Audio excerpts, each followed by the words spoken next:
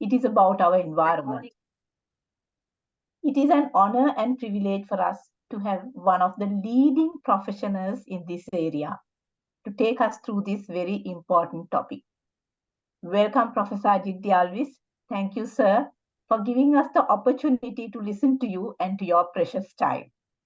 With that, can I kindly invite our District Governor, Lion Kirti Gunawardena, to set the tone right with his opening remarks. Thank you, Sanjeevi. Professor Ajith, he's my friend, as well as we meet in different forums in differently and diverse forums that we meet and discuss things.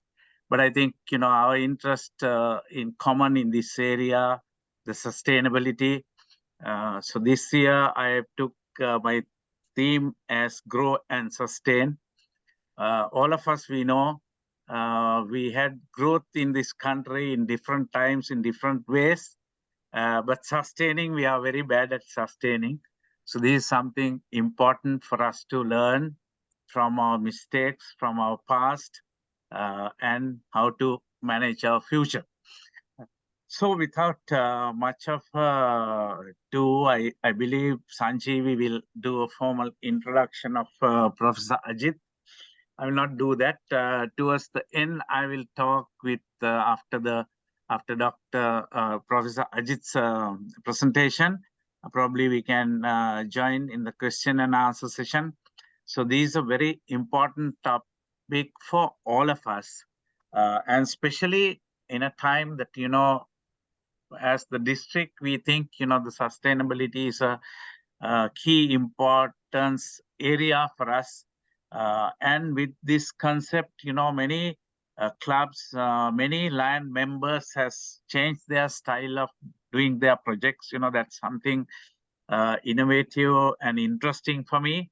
I'm sure after the presentation of Professor Ajith, this trend can go up. I'm sure that I'm one of the persons like Professor Ajith's presentation very much, because he really speak with facts and figures and all that. So let me welcome Professor Ajith to this Lions District 306 A1 Forum. And Sanjeevi, over to you to introduce Professor and give it to him. Thank you, Governor. Thank you very much. Before I go to the formal introduction of our professor, let me kindly remind you, if all the Lions, if I can request you to rename, if possible, with the name and the club, if possible, and also Leos to rename themselves, telling it's Leo who else, so and so, if possible, because that would be easy for us, to record all these, the trainings and the webinars we are doing. So with that, Professor Ajith de Alwis is a professor of chemical and process engineering, completing his PhD at University of Cambridge after his bachelor's at University of Moratuwa. He is currently the Dean of Faculty of Graduate Studies, University of Moratuwa, and he is also the Chief Innovation Officer at National Innovation Agency. He was the science team leader, Sri Lanka Institute of Nanotechnology, from the inception. Right? He was one of the key persons in establishing and formulating nanotechnology in Sri Lanka, institute in Sri Lanka. He was the recipient of many medals in area of science and technology from world-recognized universities. He is a member of various local and international professional bodies, including American Institute of Chemical Engineering, and also editorial board of European Journal of Food and Bioproduct. He wanted me to keep it as simple as possible, Professor. With that, may I warmly invite you to take us through this important session. Thank you. Thank you, Sanjeevi. Thank you, the Lion District, for the invitation extended. It's happy to be. It's been a long outstanding request, but I'm the one who failed in giving a date. But happy to do so now, discussing quite an important topic, probably at a different time period that's even becoming more relevant because our economy current situation is so bad. And there are, when you have these environmental issue, the economic issues, environment suffers more. And that's something that we have noted. Now, the point is how we address this. Now, getting the economy going or getting it back on its feet, as well as ensuring that we just don't use the environment and at the expense of the environment that we achieve our growth. So there are a lot of challenges. So let me say a few things in a narrative that hopefully can lead to questions. So I put in certain facts and figures, as Keith mentioned, just to kind of like to see, indicate the sensitivity or the importance of this today, because we are really losing time and we are not acting.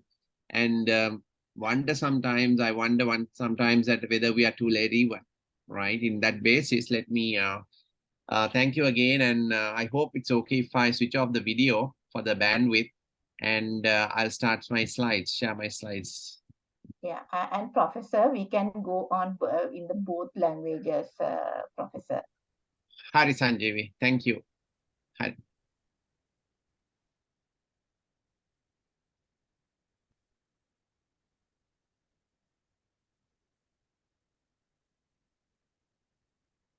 Am I visible? Sanjeevi, slides peenada? Ne, avane. Avane, sir. Avane, Professor. Sorry.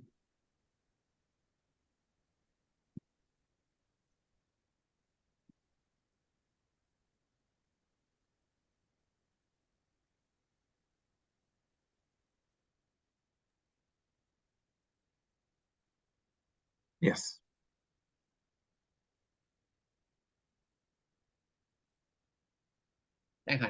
Yes, fine. Yeah. Conserve what our children deserve. We have a big challenge. But පෙන්වන්න වෙන්නේ ඒකයි. දැන් මම හිතන්නේ මේ තියෙන කන්තලේ වැව ඉර බහගෙන යන වෙලාව ගත්ත ෆොටෝ එක. ලංකාවේ එතකොට අපි කතා කරනවා නම් ඇත්තටම ලංකාව කොහොමද අපි ඊළඟ පරපුරට වඩා හොඳ විදිහට ඇත්තටම මේ අන විදිහට නෙවෙයි, ඒ වගේම ඒකින් තවත් අඩු තත්ත්වයකට පත් වෙලා එහෙම නැත්නම් low quality environment or a very low level I mean, we are having consumed resources. We are not going to give a country which is depleted with resources. Environment is so poor. That's not the objective. How to give it to the next generation in a better form. That's a big challenge. Now that's the idea. So we can get into discussions. Maybe I'll open up in different ways: innovation, new technology, what we should be doing, can we change the economy? Likewise, I put in into this narrative, the story, quite a number of things.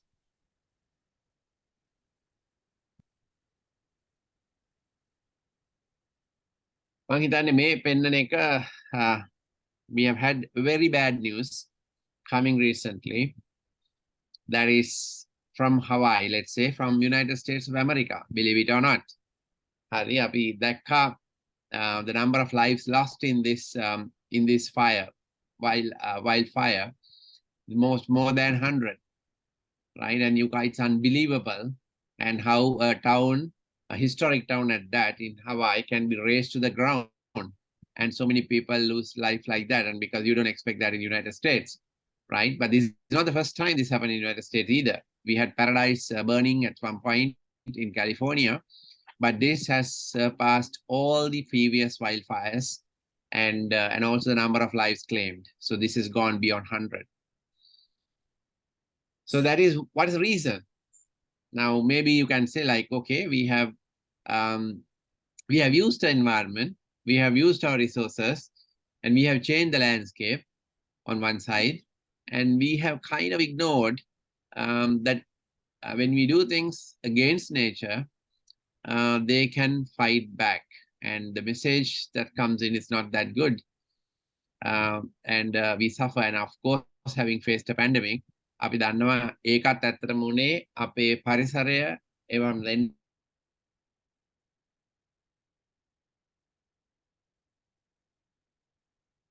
අපි අපේ human habitat එක expand වෙනකොට අපේ human habitat එක expand වෙනවා. ඒ වගේම අනිත් lives අපි ගත්තොත් මොකද zoonotic disease එකක් නිසා COVID ඒක impact එක අර transfer එක වුණාම virus එකක් අවසානයේදී අපි දැක්කා how it became a global issue. So that is also a kind of a very strong message. Do not mess with nature in a way, and you never know what's in store for you if you do it like that. And this is another example. But සමහර වෙලාවට අපි ඒත් දකිනවා ජනාධිපතිවරු පවා America එක්සත් ජනපදයේ තාමත් climate change කියන එක එච්චර විශ්වාසයක් කරන්නේ නැහැ. සමහර ජනාධිපතිවරු. ඉතින් නමුත් ඉතින් ඇමරිකාව ලෝකයේ ප්‍රධානම ආර්ථිකයක් කියන රටක් හැටියට ওই විදිහට මික්ස් මෙසේජ් එකක් දෙනවා නම් ඒකෙන් සමස්තයක් වශයෙන් ඇත්තටම ලෝකෙටම ලොකු ප්‍රශ්නයක් වෙනවා. දැන් අපි දැක්කා මේකෙදි අවස්ථාවේ දැක්ක දේ තමයි අපි ජූලි මාසේ අපි ගත්තොත් ජූලි මාසේ 6-7 වගේ කාලය තුල අපි දැක්ක දේ තමයි planet saw its hottest day on record this week and it's a record that will be broken again and again. දැන් මේ අපි දැක්ක දේ average temperature එක. average temperature කියන්නේ එක්තරා උසක තියෙන temperature measurement points වල ලෝකයේ තියෙන 1000ක් 2000ක් විතර තැන් අරගෙන ඒ calculation එකක් තමයි average temperature ගන්න. ඉතින් මෙතනදී record කරපු temperature එක තමයි calculated value එකක්. ලොකු ගොඩක් තැන් වලින් පරිසරයෙන් ඒ දත්ත අරගෙන the temperature to be 17.08 degrees Celsius. and පළවෙනි සැරේට මේක record වුණේ ජූලි 6. නමුත් ඊට පස්සේ ඊළඟ දවස් දෙක තුන තුලත් නැවතත් මේ temperature එක වෙනස් වුණා. ඒ calculation එක වෙනස් වුණා, වැඩි වුණා. ඉතින් මේක තමයි තත්ත්වය. ඒ කියන්නේ අද අපි දකින්නේ ලෝකයේ ගෝලීය උෂ්ණත්වය සාමාන්‍ය තත්ත්වයේ ගත්තොත් වැඩි වෙමින් පවතිනවා. ඉතින් අපි දැනුත් අපිත් ලංකාවේ දකිනවා අපි කියනවා තොලකට වේලෙනවා, පොළව වේලිලා, වතුර නැහැ. I mean like we get all sorts of issues, but sometimes we do not realize or we do not relate these things to an environmental misuse or abuse by us in our day-to-day practices. And the net result is that we are suffering, and we will suffer quite a lot because you just can't replenish when something goes wrong like this. It's not tomorrow you can correct the situation. So now even UN Secretary General has used the term, if we have been worried about global warming, today he's using the term global boiling. Now that is the type of term that he's using, and coming from the UN chief. Mind you, it's not by anybody, but it's the UN chief. So he's sending a very, very strong message that we need to change, that this cannot go on. ඔතන තමයි තියෙන ප්‍රශ්නේ. අපි ඇත්තටම දැනටත් too much එහෙම නැත්නම් අපි දැනටත් අපිට ආපහු රිකවර් කරන්න බැරි තරමට අපි පරිසරය වැරදි කරගෙන ඉස්සරහට ගිහිල්ලාද කියලාත් හිතනවා එක පැත්තකින් දේව දකින්නකොට. ඉතින් මේ ලොකුම අවස්ථාව. මොකද අපි අපේ පරිසරය අද උණුසුම් තත්වයකට පත් වෙමින් පවතිනවා. ඒ වගේම අපි දකින දෙයක් තමයි extreme events කියන එක.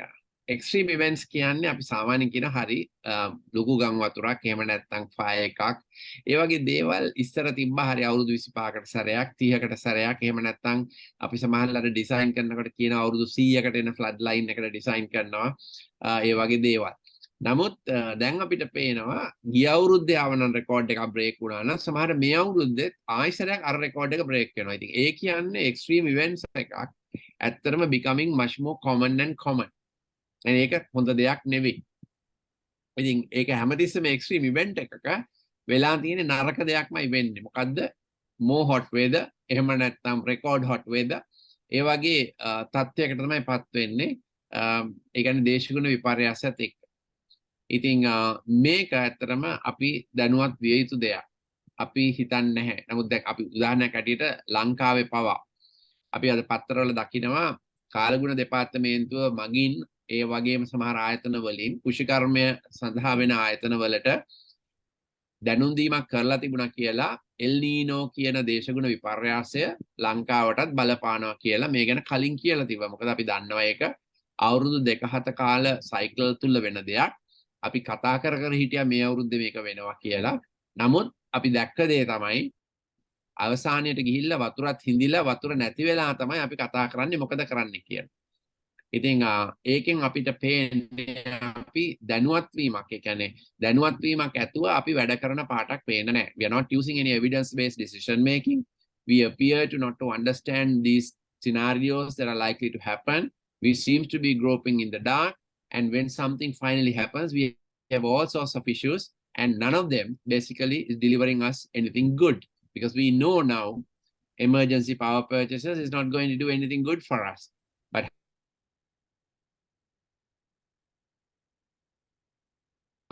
really benefiting, and it's going to be really adverse to us. අනාගතේ අපි දන්න දෙයක් තමයි හැම කාලගුණික විපර්යාසයක් එහෙම නැත්නම් මොකක් හරි ප්‍රශ්නයක් දේශගුණ තත්ත්වයක් වුණොත් ලංකාවේ ආර්ථිකයට එක අවස්ථාවක් මොකක් හරි වුණොත් වැරදි දෙයක් අපේ ආර්ථිකයට ඍජුව මේක බලපානවා. මොකද අපි අපේ ආර්ථිකය රඳා පවතින්නේ බොහොම සරල දේවල් දෙක තුනක් තුල. ඉතින් ගෝයම හරියට මෙයාුනේ නැත්තම් අනිත් භාග වගාවන් කිසිම දෙයක් උනේ නැත්තම් වැස්ස හරියට ආවේ නැත්තම් එක්කොත් කුරුඳු ටික වෙලිලා ගියා නම් we do have issues immediately because our economy is not resilient, because we do not have a diversity, we do not have knowledge based assets, we are using natural resource based assets to run the economy. So we do have huge issues. And even if you have seen tourism, we see that tourism is dependent on these resources and the nature, and if nature is against us, we suffer in that as well. And we have had enough example. I mean, I very well remember in 2009, in that time when Iceland volcano erupted, after the terrorism kind of lost control, the tourism industry was expecting for this boom, big boom, and then this volcano erupted, and then suddenly all the flights were cancelled, and people literally come to the winter season. So just imagine, we are so susceptible, and we don't seem to understand this relationship between environmental issues and the governance and our economy, the strong relationship. We are not adding diversity that we should add. That will be one of the answers I would be looking at. So again, another issue that is happening. I don't know how many of you are aware of it. Now this I'm showing a picture of Antarctica. And අපි දන්නවා ඇන්ටාර්ක්ටිකාව කියන්නේ අපේ දකුණු පැත්තට ගියාම තව පල්ලෙහාට කෙලින්ම ගියොත් අපිට හම්බ වෙන ඇන්ටාර්ක්ටිකාව. ඉතින් ඒ මහද්වීපයේ ඇත්තටම ඒක ලෝකේ ලොකම කාන්තාරය කියලා කියන්න පුළුවන්. මොකද ඒක අපි කාන්තාරය කියන්නේ ඒක අයිස් තිබ්බයි කියලා කාන්තාර නොවෙන්නේ නැහැ මෙතනදී. ඉතින් මේ අපි දකිනවා මෙන්න මේ ට්වේට්ස් කියන ග්ලේෂියර් එක ඇන්ටාර්ක්ටිකා වල ග්ලේෂියර් එක මේ අවස්ථාවේදී මේ අපි කතා කරන අවස්ථාවේදී දිය වෙමින් පවතිනවා. දැන් ඒකට ඇත්තටම ඒ දවස්වල මේ දවස්වල ඕකට ඇත්තටම සාමාන්‍ය නම පාවිච්චි කරේ. දැන් ඒකට බලුවොත් පෙනේ නිවුස් අයිටම් වල ඒකට කියනවා ඩූම්ස්ඩේ ග්ලේෂියර් කියලා. ඉතින් මේකේ තියෙන විශේෂත්වය තමයි මේ අයිස් ටික දිය වුණොත් දැන් දිය වෙමින් පවතිනවා. ඒකට කතාවක් නැහැ. නමුත් සම්පූර්ණයෙන්ම වගේ දිය වුණොත් කියන දෙයක් තමයි sea level එකේ මීටර භාගයක් විතර උඩ යාමක් අපිට අත්විඳින්න වෙනවා කියන එක. ඉතින් මම ඔතනදී අහුවා ප්‍රශ්නයක් දැන් අපේ පෝට් සිටි එක හදලා තියෙනවා අර වගේ මම කවගේ 100 year flood levels වලට level sea rises වලට. නමුත් මේ half a meter කියන එක ඔකට calculate කරලා නැහැ. නමුත් මේ දැන් වෙමින් පවතින දෙයක්. ඒ වගේම අපි කතා කරනවා කැලණි ගඟේ ලවණ බාධකයක් ගැන. තාමත් ඒක කරලා නැහැ. නමුත් අපි දකිනවා අපිට මේ විදිහට sea level එක මීටර භාගයකින් උඩ ගියොත් අනිවාර්යෙන්ම අපේ ගංගා දෝණි වල කීප තැනකදී අපේ වතුර බීමට ගන්න ඒ වගේම වගාවට ගන්න වතුරේ ලොකු ප්‍රශ්න ගොඩක් ඇතිවීමේ හැකියාව අනිවාර්යෙන්ම තියෙනවා. ඉතින් පේනවා ලංකාවට කොතරම් ඍජුව බලපානවාද කියලා. මේකට අපිට දැන් කරන්න දෙයක්වත් නැහැ ඇත්තටම. මොකද අපි සාමාන්‍යයෙන් කියන්නේ climate change එකට මුහුණ පෑමේදී අපිට අවස්ථා දෙකක් තියෙනවා. එකක් තමයි mitigation, අනිත් එක තමයි adaptation. දැන් මේ වගේ අවස්ථාවල අපිට කරන්න තියෙන එකම දේ තමයි adaptation. ඉතින් adaptation කරන්නත් අපි මේක තේරුම් අරගෙන ලෑස්ති වෙලා ඉන්න ඕනේ. අර අවසාන මොහොතේදී එල් නිනෝ මතක් වෙලා අපිට උඩ වතුර පුරවන්න හම්බ වෙන්නේ නැහැ. ඉතින් ඒ වගේම කැලණි ගඟේ ලවණ බාධකේ නැතුව වතුර උඩ ගියොත් sea level එක අපිට ලැබුගම මේ අපිට ගන්න වතුර ගැනීමේදී බීමට අපිට ලොකු ප්‍රශ්නයක් වෙනවා. මොකද ලුණු ජලය කියන එක පිරිසිදු කිරීම තමයි අපහසුම කාර්යයක් තියෙන. Desalination is or brackish water is not an easy thing. We know that. So this is something that happens right now when we all say it's because of climate change, right? So we know this environment. So thinking about the topic that we had, giving the country, giving this place for the next generation, in a way that is better than what we have or what we are using. It looks like a very, very problematic thing at this stage. මං හිතන්නේ අපි මෙතනදී තේරුම් ගන්න ඕන එකක් අපේ ආර්ථික ක්‍රමය කියන එක. මොකද දැන් අර මං කිව්වා ඇමරිකාවේ ප්‍රෙසිඩන්ට්ස්ලා පවා සමහර වෙලාවට අපේ මේ climate change කියන ඒවා ගැන එතරම් උනන්දුවක් නැහැ. දැන් නෙවෙයි. But it was a Republican administration under Trump. Trump was downright against saying climate change, and he even removed the word climate change, global warming from the US EPA, Environmental Protection Agency, right on the website. So it's a very, very difficult time, and he took US out of the Paris Agreement, with Biden coming in immediately, did it differently. But then you can't have such scenarios because it sends different messages, and the biggest economy, when you do things like that, is not helpful at all. ඉතින් මං හිතන්නේ අපේ ආර්ථික ක්‍රමය අද දුවන්නේ මෙන්න මේ වගේ පාරිභෝගික රටාවකට උදව් කරන ආර්ථික ක්‍රමයක්. We are in an economy where the purchases of fast food, cars and watches may perhaps determine health. In the sense, health means the happiness, the satisfaction, all that depends on consumption, and consumptions at very high levels. So we seek resources, and we just do not bother too much how these resources are being, from where they are coming and so on, but we just want goods and for our well-being. So this is the economy that is not actually helping us in moving into the future. This type of set of ideas definitely is not going to help us. But unfortunately, even in Sri Lanka, we have this mindset, and I think you will not disagree with me if I say that this problem is with us as well very strongly. And we also have seen things like this, certain things like plastics. Today we come up very strongly with trying to replace plastics, the current form. I never blame plastics. I actually blame the way we manage or we use plastics and the way we use it rather than plastic. Plastic has been a wonderful material, but of course we have seriously abused it. And single-use plastics is probably something we should not need. Lunch sheet මං හිතන්නේ අපි දකින්නේ ලංකාවේ තියෙන ෆෙනොමෙනා එකක් හැටියට වෙන කිසිම රටක මං හිතන්නේ lunch sheet එකක් දකින්න නැහැ. ඉතින් අපිට කරන්න පුළුවන් දේවල් ගොඩක් තියෙද්දි අපි ඒව කරන්නේ නැහැ. නමුත් අපි දකින්නවාද ප්ලාස්ටික් වල විශේෂයෙන්ම microplastics and nanoplastics කියන මාතෘකාව ASCII අද we are facing a huge issue. And most of it is given by this single-use plastic. And the point is, we use this single-use plastic for like maybe 1-2 minutes, 5 minutes max, just for one use, single use, and we dispose of it, and we don't care how we do that, we just dump it. අවසාන ප්‍රතිඵලය මේක පරිසරයේ දි รา පත් වීමක් වෙන්නේ නැහැ. අවුරුදු 500ක් 600ක් එකතු වෙනවා. ඉතින් අපි අද කියන දෙයක් තමයි 1950 දී පමණ තමයි හරියට ලෝකයට වෙළඳ වඩු වශයෙන් වෙළඳ ඒ කියන්නේ කොමර්ෂල් මට්ටමින් ප්ලාස්ටික් එන්න පටන් ගත්තේ. එදා ආපු ප්ලාස්ටික්, එදා නිෂ්පාදනය කරපු ප්ලාස්ටික් අදටත් අපිට කියන්න පුළුවන් අපිත් එක්ක තියෙනවා කියලා, unless of course we have burnt it, right, and destroyed that. It's not exactly a destroying, it just get transferred into carbon dioxide, water and so on, and of course very bad other chemicals. That is why we should never burn. I will use that again comment. Very bad practices, but we want to ban the single-use plastics on this issue, right? මේකෙදිත් අපි කොච්චර කිව්වත් මම හිතනවා අපි දකින්න ලංකාවේදී කොච්චර කිව්වත් අපිට තාමත් බැරි වෙලා තියෙනවා හරියට මේ වගේ නීති ක්‍රියාත්මක කරන්න. සමහර වෙලාවට අපි දකිනවා ගෙදර කොම්පෝස්ට් කරනවා, නමුත් ඉරිදට අපේ ප්ලාස්ටික් ටික ගිනි තියනවා පිටිපස්සේ.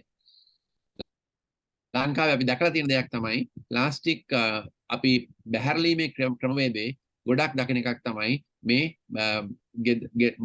burn කරන ක්‍රමවේදය, which is very bad because you release even worse chemicals to the air, and then you breathe those chemicals, definitely affecting health in the long term, right? And it can be very bad health consequences like cancer and stuff. It's very likely by this burning process. So something we do that, though even though we have gazette notifications, laws, penalties, court cases, however information being shared, we just seems to be doing what should not be done. So it's quite sad how Sri Lankans have been basically using a material that's quite useful, but not for its purpose, but we have abused the use of this material. And දැන් තියෙන අලුත්ම දෙයක් තමයි මං හිතන්නේ අපිට express pearl නමත් මතක් වෙන මේ අවස්ථාවේදී අපේ එක්ස්ප්‍රස් පර්ල් නැවේ ඇත්තටම ටොන් 11,000ක් පමණ ප්ලාස්ටික් අපිට මූදායිනේ වෙස්ටර්න් ප්‍රොවින්ස් එකේ විනාශ වුණා. මේක තමයි ලෝකයේ වෙච්ච ලොකුම ප්ලාස්ටික් නිකුත් කරපු නාවික අනතුර.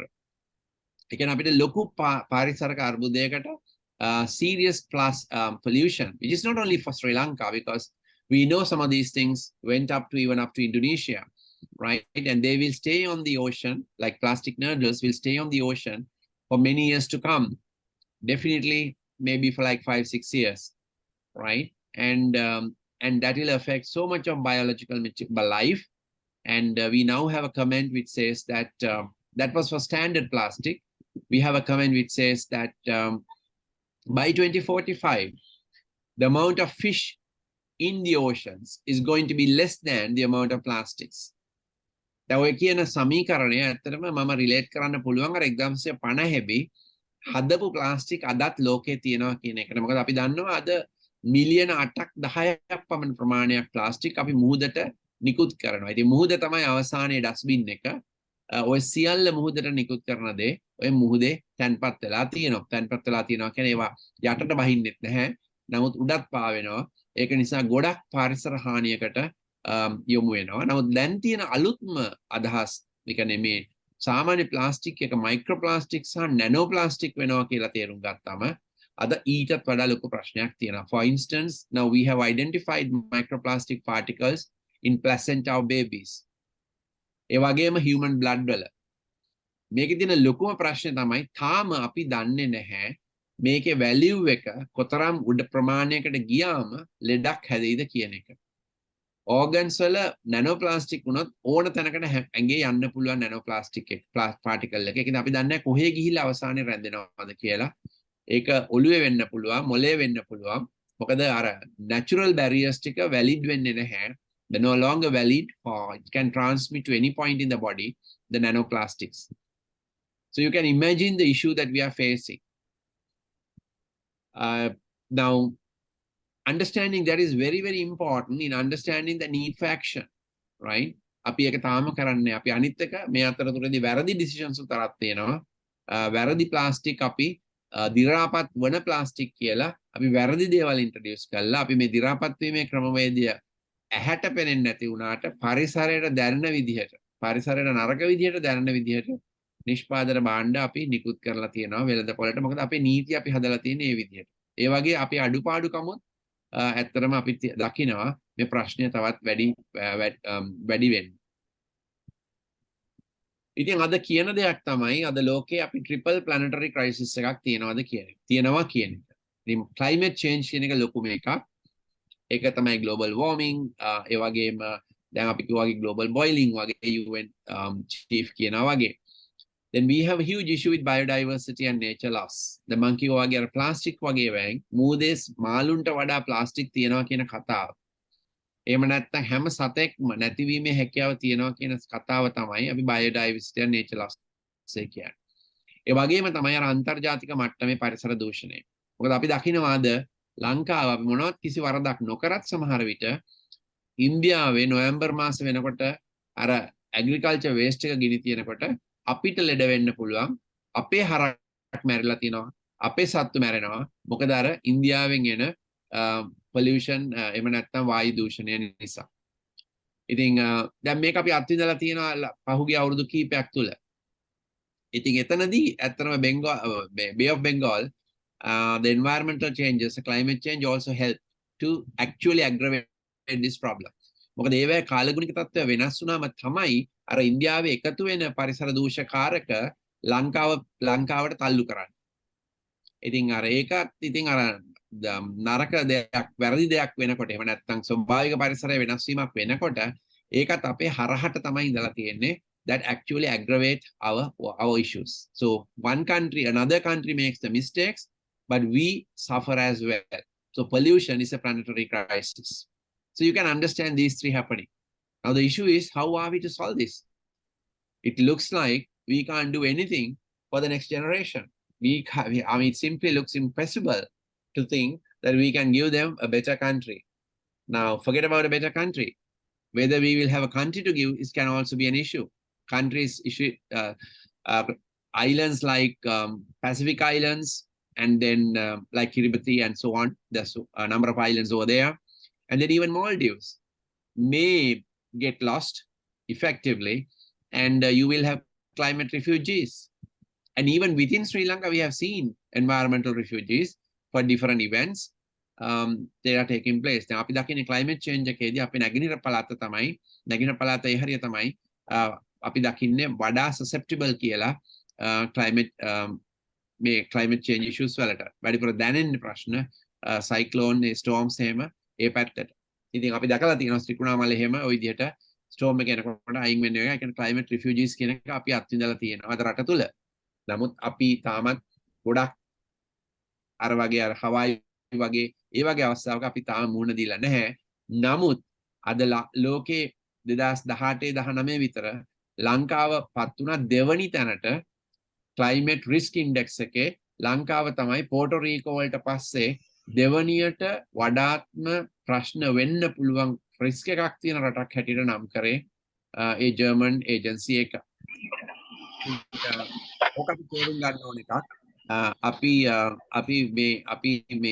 අද decisions ගන්නෙ ඇත්තරම මේ දෙකත් ආර්ථිකය ගැන ගන්න decisions වලදී අපි ගොඩක් වෙලාවට දකින දෙයක් තමයි මේ පරිසර කතාව. එහෙම අපි වෙනස් විය යුතු ආකාරය ගැන අවාසනාවකට අපි ඒ ගැන කතා වෙන්නේ නැහැ. ඉතින් මේක මම හිතන්නේ ලොකු ප්‍රශ්නයක්. ඉතින් එතනදී තමයි අපි එහෙනම් කොහොමද අපි වෙන්න ඕනේ. මම උදාහරණ කීපයක් ගේන්නම්.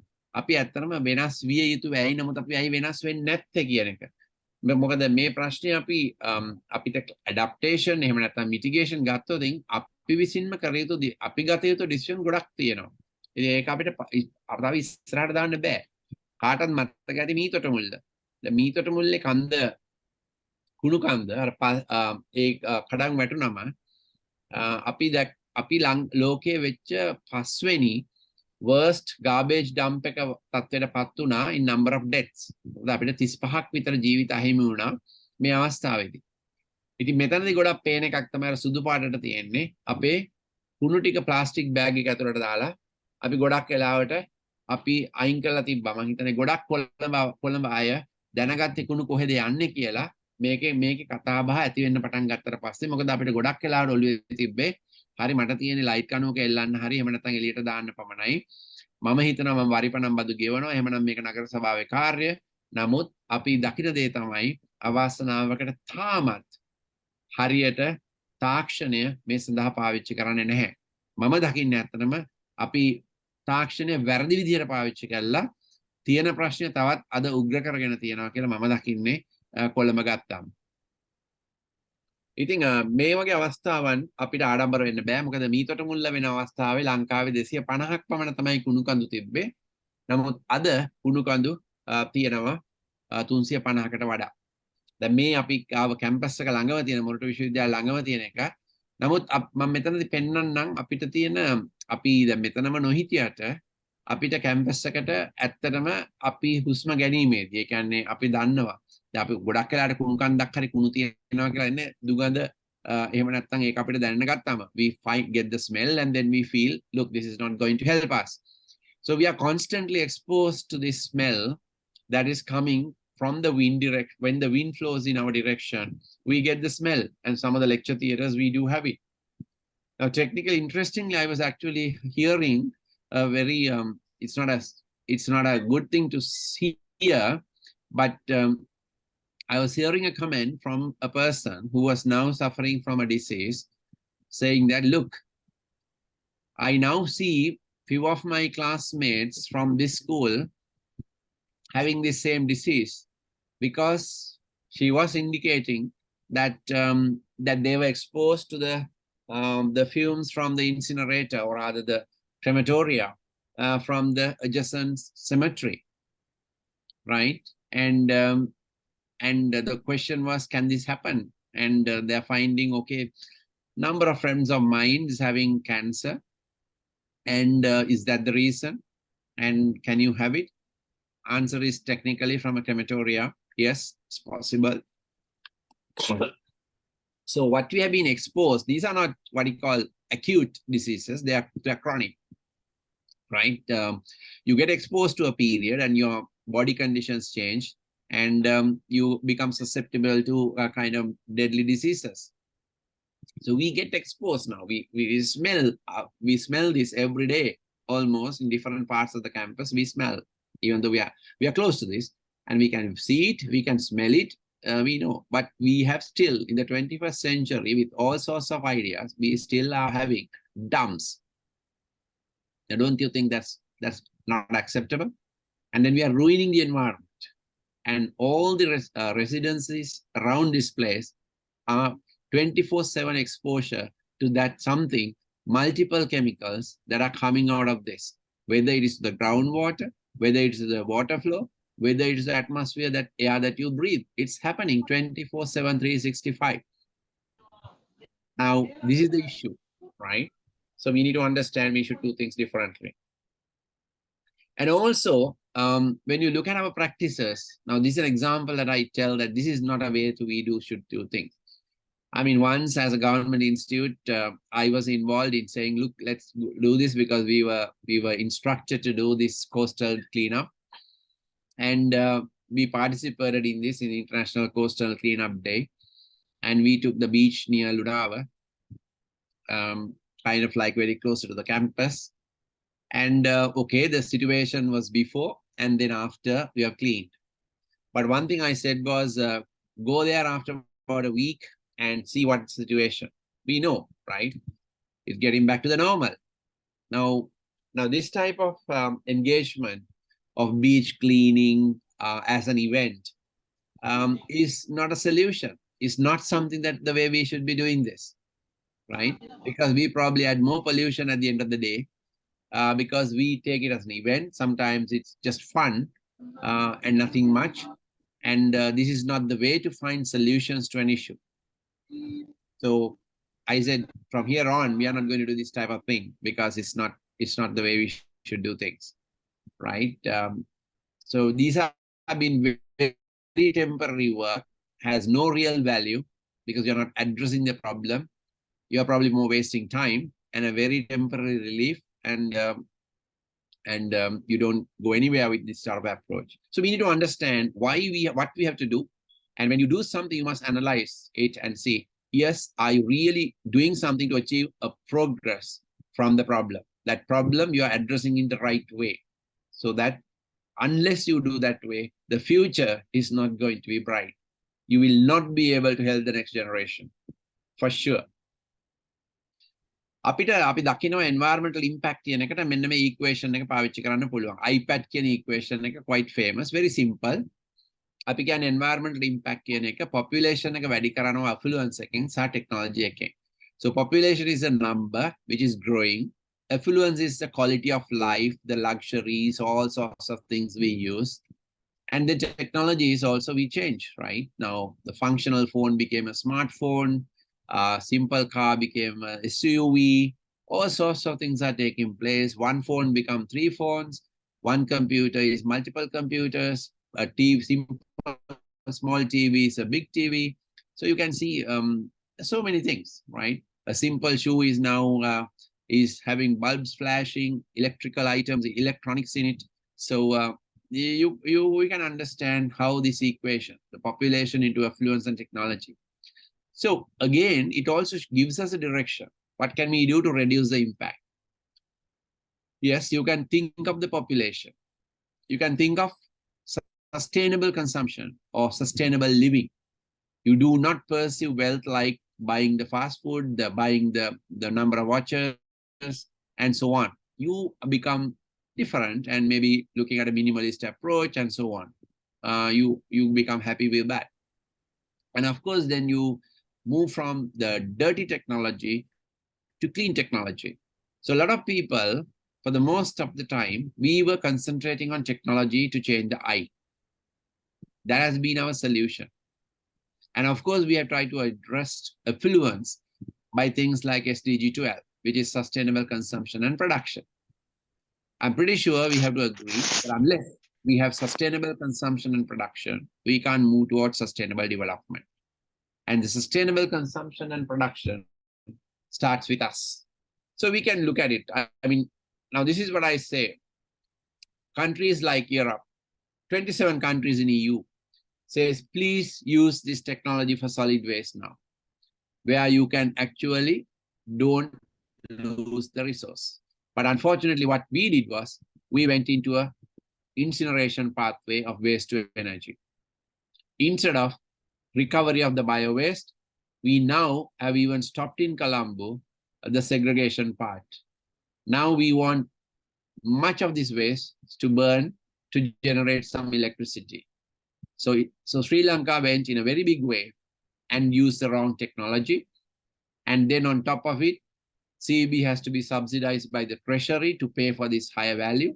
And it's a mess, right? So it's very important we think and take the right decision, because the decisions that we make today, like this, is simply not reversible. And the damage is done.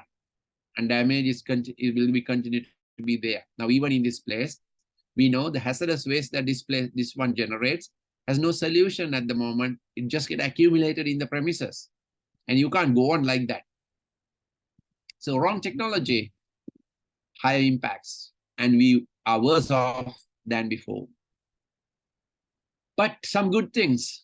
Now, when you see this picture, what do you see, right? Now, in this picture it's actually a road.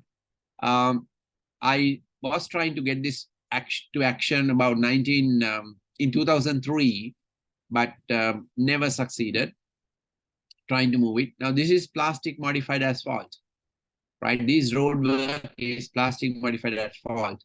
So this is an example. This particular path area has on the left side is about 4.6 metric tons of plastics has been used in the tar. So the road works now today in Sri Lanka in number of places. You can see this plastic modified asphalt in use. So what are non-recyclable waste plastics is now becoming into roadworks. So it also won an environmental, it won an award recently. And you can see that the same thing in other places in Colombo that is happening.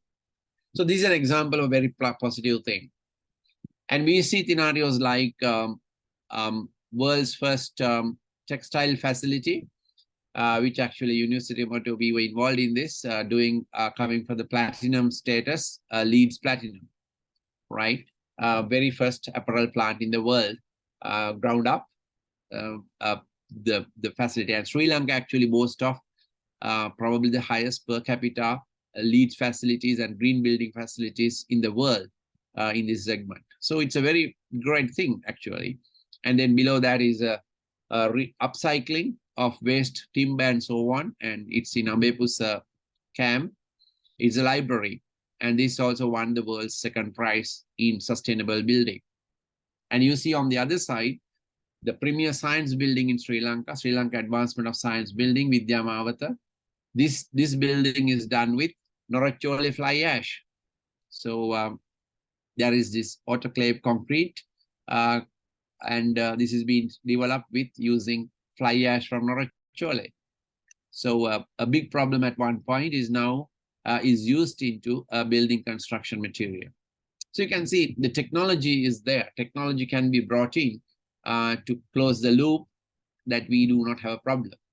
Then Sri Lanka also boasts of so many good things, like what you see in the building at Rajagiriya is the tallest green building, garden building in the world. Still, of course, if somebody is to go in Sydney, you will hear the term, the tourist bus will tell that, okay, here is the world's tallest garden building, green garden, the garden building, and that is no way as tall as this building at Rajagiriya. So on the other side, you see the first net zero textile building. That's the first in the world in the textile, and the net zero building. So we know that we have to now look at industries to net zero. Net zero is not about buying carbon credits. We have to do something for scientifically within the facility. We need to change the building. ඉතින් මේ වගේ ඇත්තටම ලෝක මට්ටමේ number 1 තත්ත්වයේ පවතින ආයතන ඒ වගේම ක්‍රියාවලියන් ලංකාව තුල අද දකින්න ලැබෙනවා. ඒ වගේම අපි ගොඩක් අය නොදන්න දෙයක් තමයි කොළඹ කියන්නේ ලෝකයේ එකම දැනට තියෙන එකම රැම්සා සර්ටිෆයිඩ් වෙට්ලන්ඩ් සිටි එක, වෙට්ලන්ඩ් කැපිටල් එක. ගොඩක් වෙලාවට අපි මේ වගේ දේවල් අපි කිසිම උනන්දුවක් නැතුව ටික දෙනෙක් මහන්සි වෙලා ඒ තත්ත්වය ඇති කරගත්තා. නමුත් ගොඩක් දෙනෙක් ඒ ගැන අගය කිරීමක්වත් ඒ ගැන දැනුවත් වීමක්වත් නැහැ. ලෝකයේ අගනුවරවල් වලින් ලෝකයේ තියෙන එකම රැම්සා සර්ටිෆයිඩ් වෙට්ලන්ඩ් එක අගනුවර තියෙන්නේ කොළඹ. ඉතින් මේවා රැකගත යුතුයි. මොකද මේක දිගටම සහතිකේ තියාගන්න බෑ. අපි වැරදි විදියට පාවිච්චි කරොත් අපිට ඒ අවස්ථාව ගිලිහි යනවා. ඉතින් මේ වගේ අපිට අද ඉස්සරහට තියෙන පරිසරයට සුදුසු ඉස්සරහා තියෙන අනාගතයට සුදුසු දේවල් ලංකාව තුළ වෙමින් පවතිනවා වෙලා තියෙනවා. අපිට ආඩම්බර වෙන්න පුළුවන් ගොඩක් උදාහරණ තියෙනවා. නමුත් සමස්තයක් වශයෙන් ගත්තොත් අපි තාමත් යන ගමන අපිට සතුටු වෙන්න බෑ. එතන තමයි වෙනස් වීම තියෙන්න ඕනේ. ඒ වගේම මේ වගේ ගත්තොත් ලංකාවේ අද අපි දකින්න පෙට් බෝතල කියන එක අපි ලෝකේ තියෙන හොඳම කර්මාන්ත ශාලාවක් ලංකාවේ තියෙන්නේ පෙට් බෝතල් වලින් ෆයිබර් හදලා යාන් එක හදලා ඒක ටී-ෂර්ට් බවට ගාමන්ට් ෆැක්ටරිස් වලට දෙන. ඉතින් අද ලංකාවේ අපි දකින්නවා පෙට් බෝතල් 8කින් එක ටී-ෂර්ට් එකක් හදලා ඒ ටී-ෂර්ට් එක අපි වෙන මාකට් එකකින් ගත්තොත් අපිට බලන්න පුළුවන් බෝතලේ ගත්තේ බෙන්තොට බීච් එකෙන්ද එහෙම නැත්නම් ගාල්ලේද ත්‍රිකුණාමලෙන්ද ඒ විදිහට අද වෙනවා. නමුත් අපිට තියෙන අවාසනාවක් තමයි තාමත් අපිට අවශ්‍ය පෙට් බෝතල් ප්‍රමාණය එකතු කිරීමේ හැකියාවක් නැහැ. ඒකින්ද ඉන්ඩස්ට්‍රි එක දුවන්නේ below capacity which is a very bad thing. එතකොට අපි ඉන්ඩස්ට්‍රි එක ඉල්ලනවා පිටරටින් බේස්ඩ් එක ගේන්න. ඒක කවදාවත් ඒ විදිහට කරන්න හම්බෙන්නේ නැහැ. පෝස්ට් කන්සියුමර් බේස් ලංකාවට ගේන්න බෑ. ඉතින් අර අපේ තියෙන දුර්වලතාවය ඒ වගේම ඉන්වෙස්ට්මන්ට් එකක් කරා මේකෙන් හරියට නිසියාකාරව ප්‍රයෝජන ගැනීමේත් අපේ දුර්වලතාවයක් තියෙනවා. මොකද අපි පාවිච්චි කරන ක්‍රමවේදයන් රටට සුදුසු නැති විදිහට තමයි අපි පාවිච්චි කරන්නේ. ඉතින් මෙතනදී මම පෙන්නුවේ අර T කියන එක ටෙක්නොලොජි කියන එක අද ගොඩක් වෙනස් කරලා අපිට I කියන එක වෙනස් වෙන්න පුළුවන්. නමුත් මේක මම ගන්නේ අපේ ප්‍රවීණ පරිසරවේදියෙක් ඩේවිඩ් ඇටන්බරෝ දැන් වයස අවුරුදු 94ක් විතර වෙනවා. එතුමා කියපු එකක් තමයි එක අවස්ථාවකදී how could I look at my children in the eye and say I knew what was happening to the world and did nothing. This is very relevant to the topic that was given today, and this is very relevant for us, all of us, to think. We should understand the issue that facing us, and are we doing the right thing? දැන් මම පෙන්වුවේ සමහර අවස්ථාවල අපි ලංකාව හරි දේ කරන්නේ නැහැ. ගොඩක් වැරදි දේ කරනවා. නමුත් ඒකෙන් වෙන්නේ අපි සමහර විට අපිට ප්‍රශ්නයක් වෙන්නේ නැහැ මේ කාලය තුල.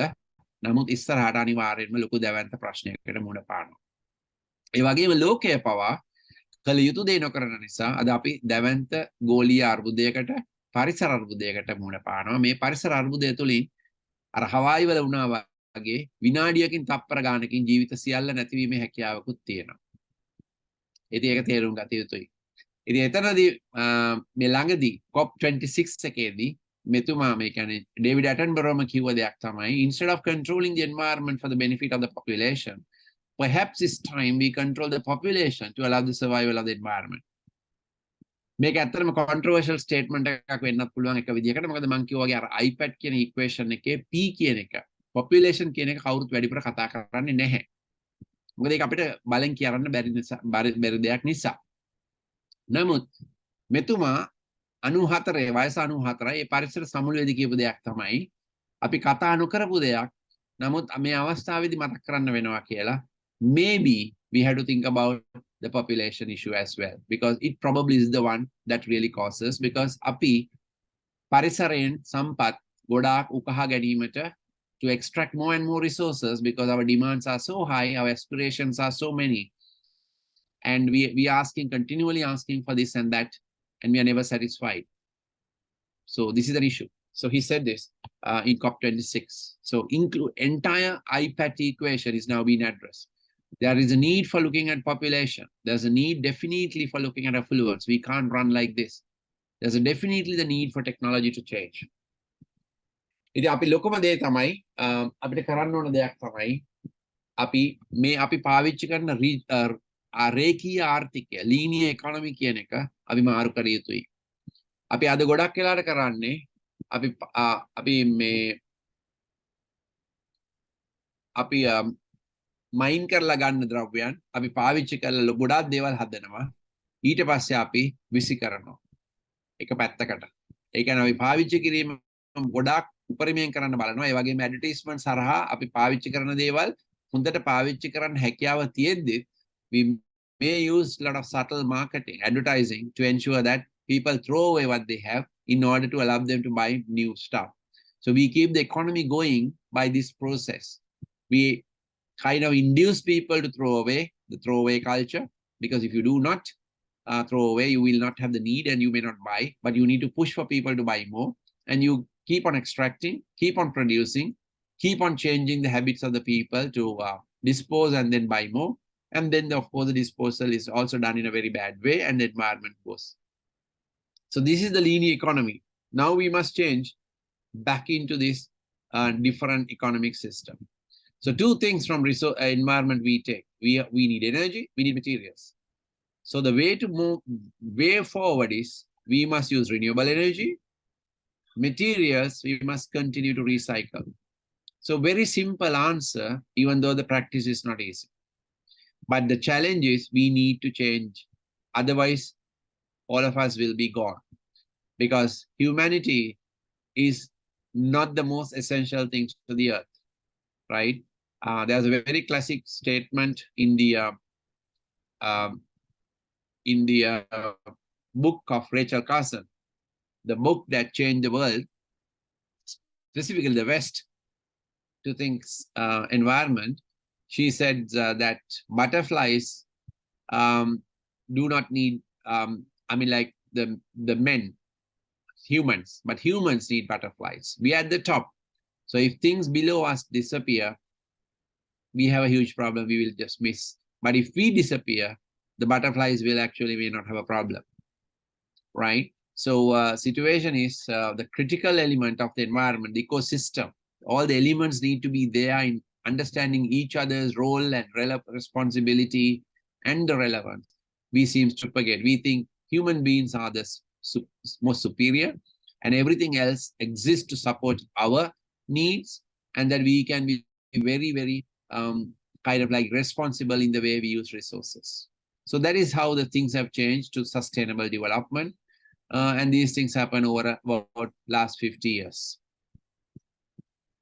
So what do we need? We need to change this linear economy to a circular economy. So today we have this global report called Circularity Gap Report. And what we see is about 90 billion metric tons of material get extracted, but only 9% is recycled. So circularity of the world is about 9%, which is so bad. And in Sri Lanka, we do the calculation. We have recently done about 2 PhD research work on this, calculating the circularity across provinces and for nationally. And we find it's about, in some cases, like it's about 3%. So global average is very bad. Our national average is even bad. So it's quite pathetic. So what is circular economy? We need to change from this extracting and incineration and landfill. We should make those things out. So we come up with new business models like service models, refurbishment models, parts harvesting models, recycling models, upcycling models. Basically, we keep the resources going over and over again. Now, that is what we now have to do.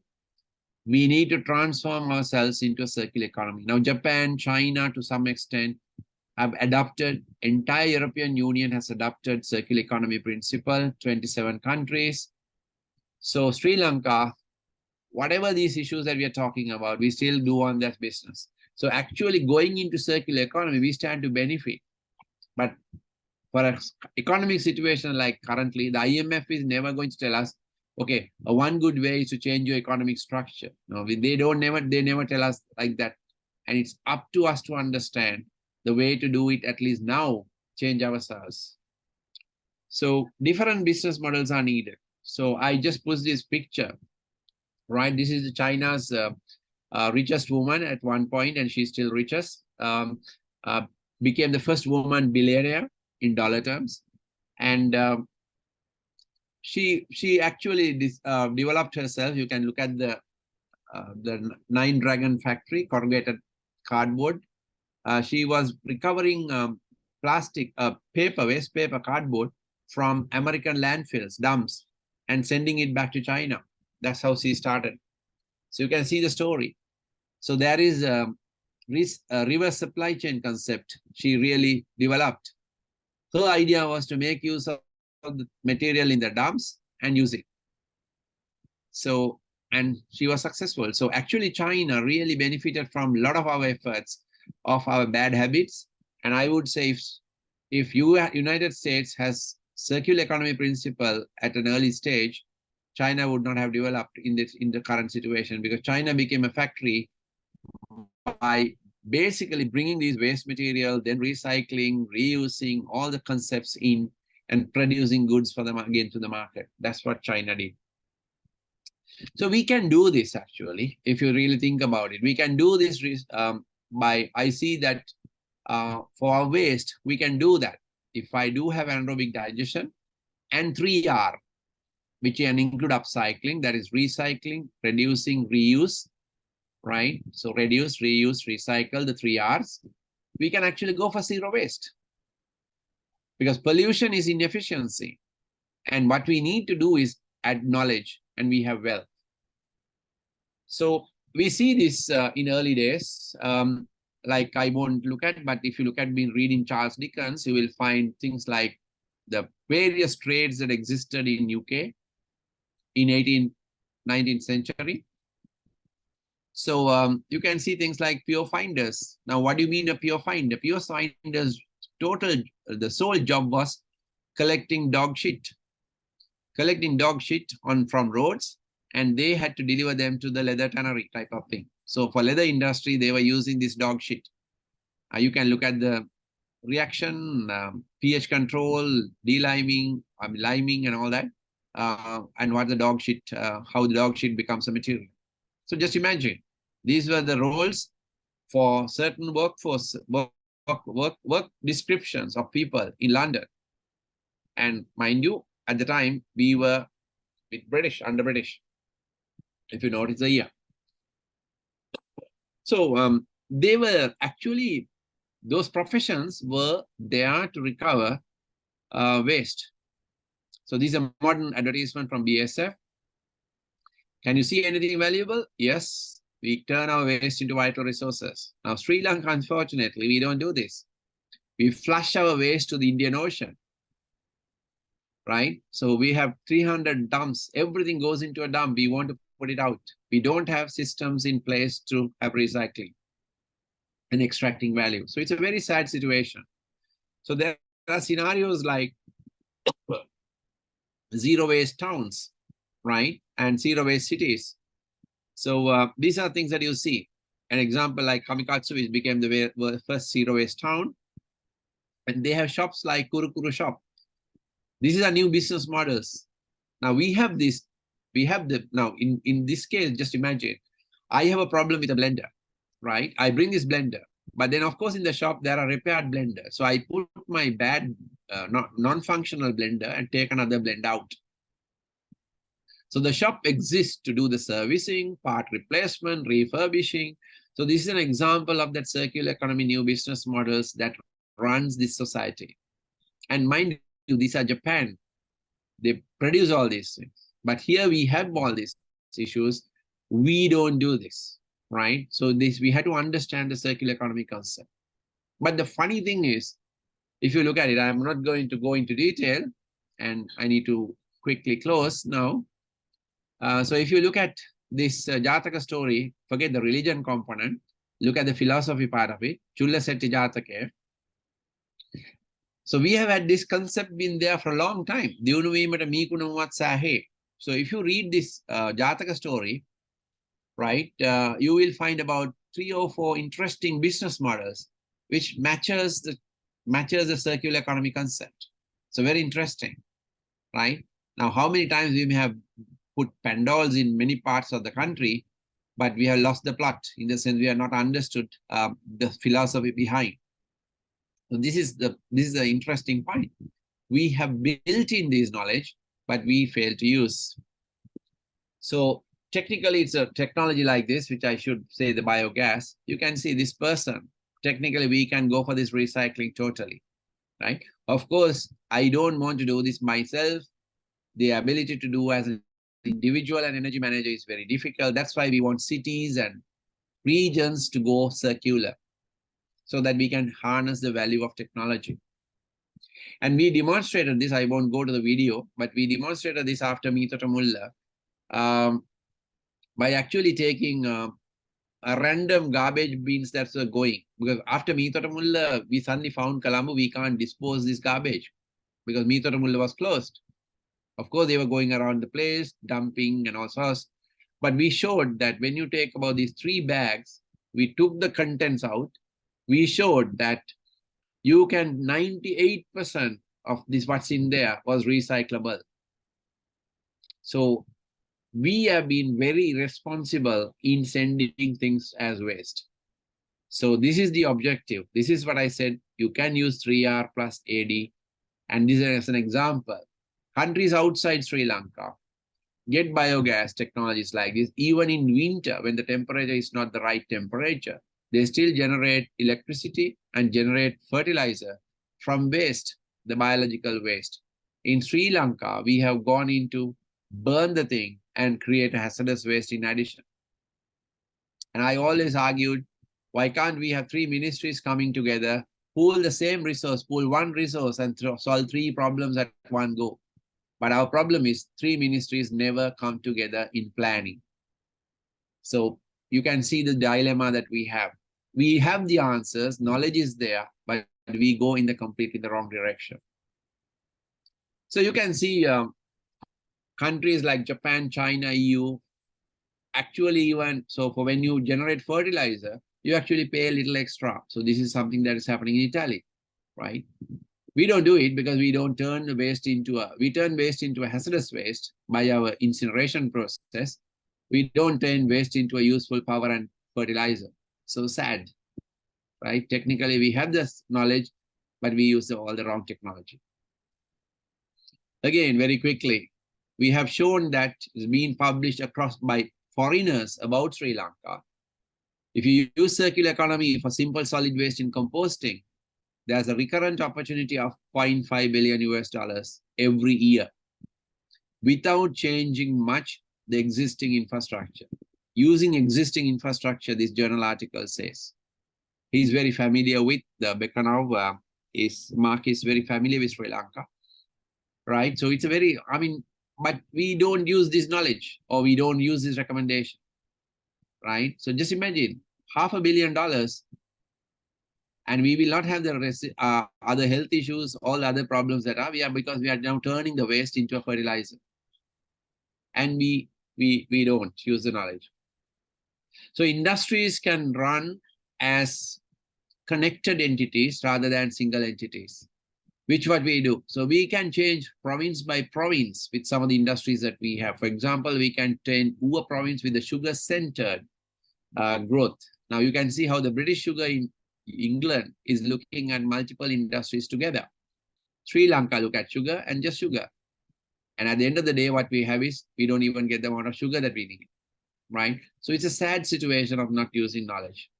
So we need to shift into this linear economy to the circular economy.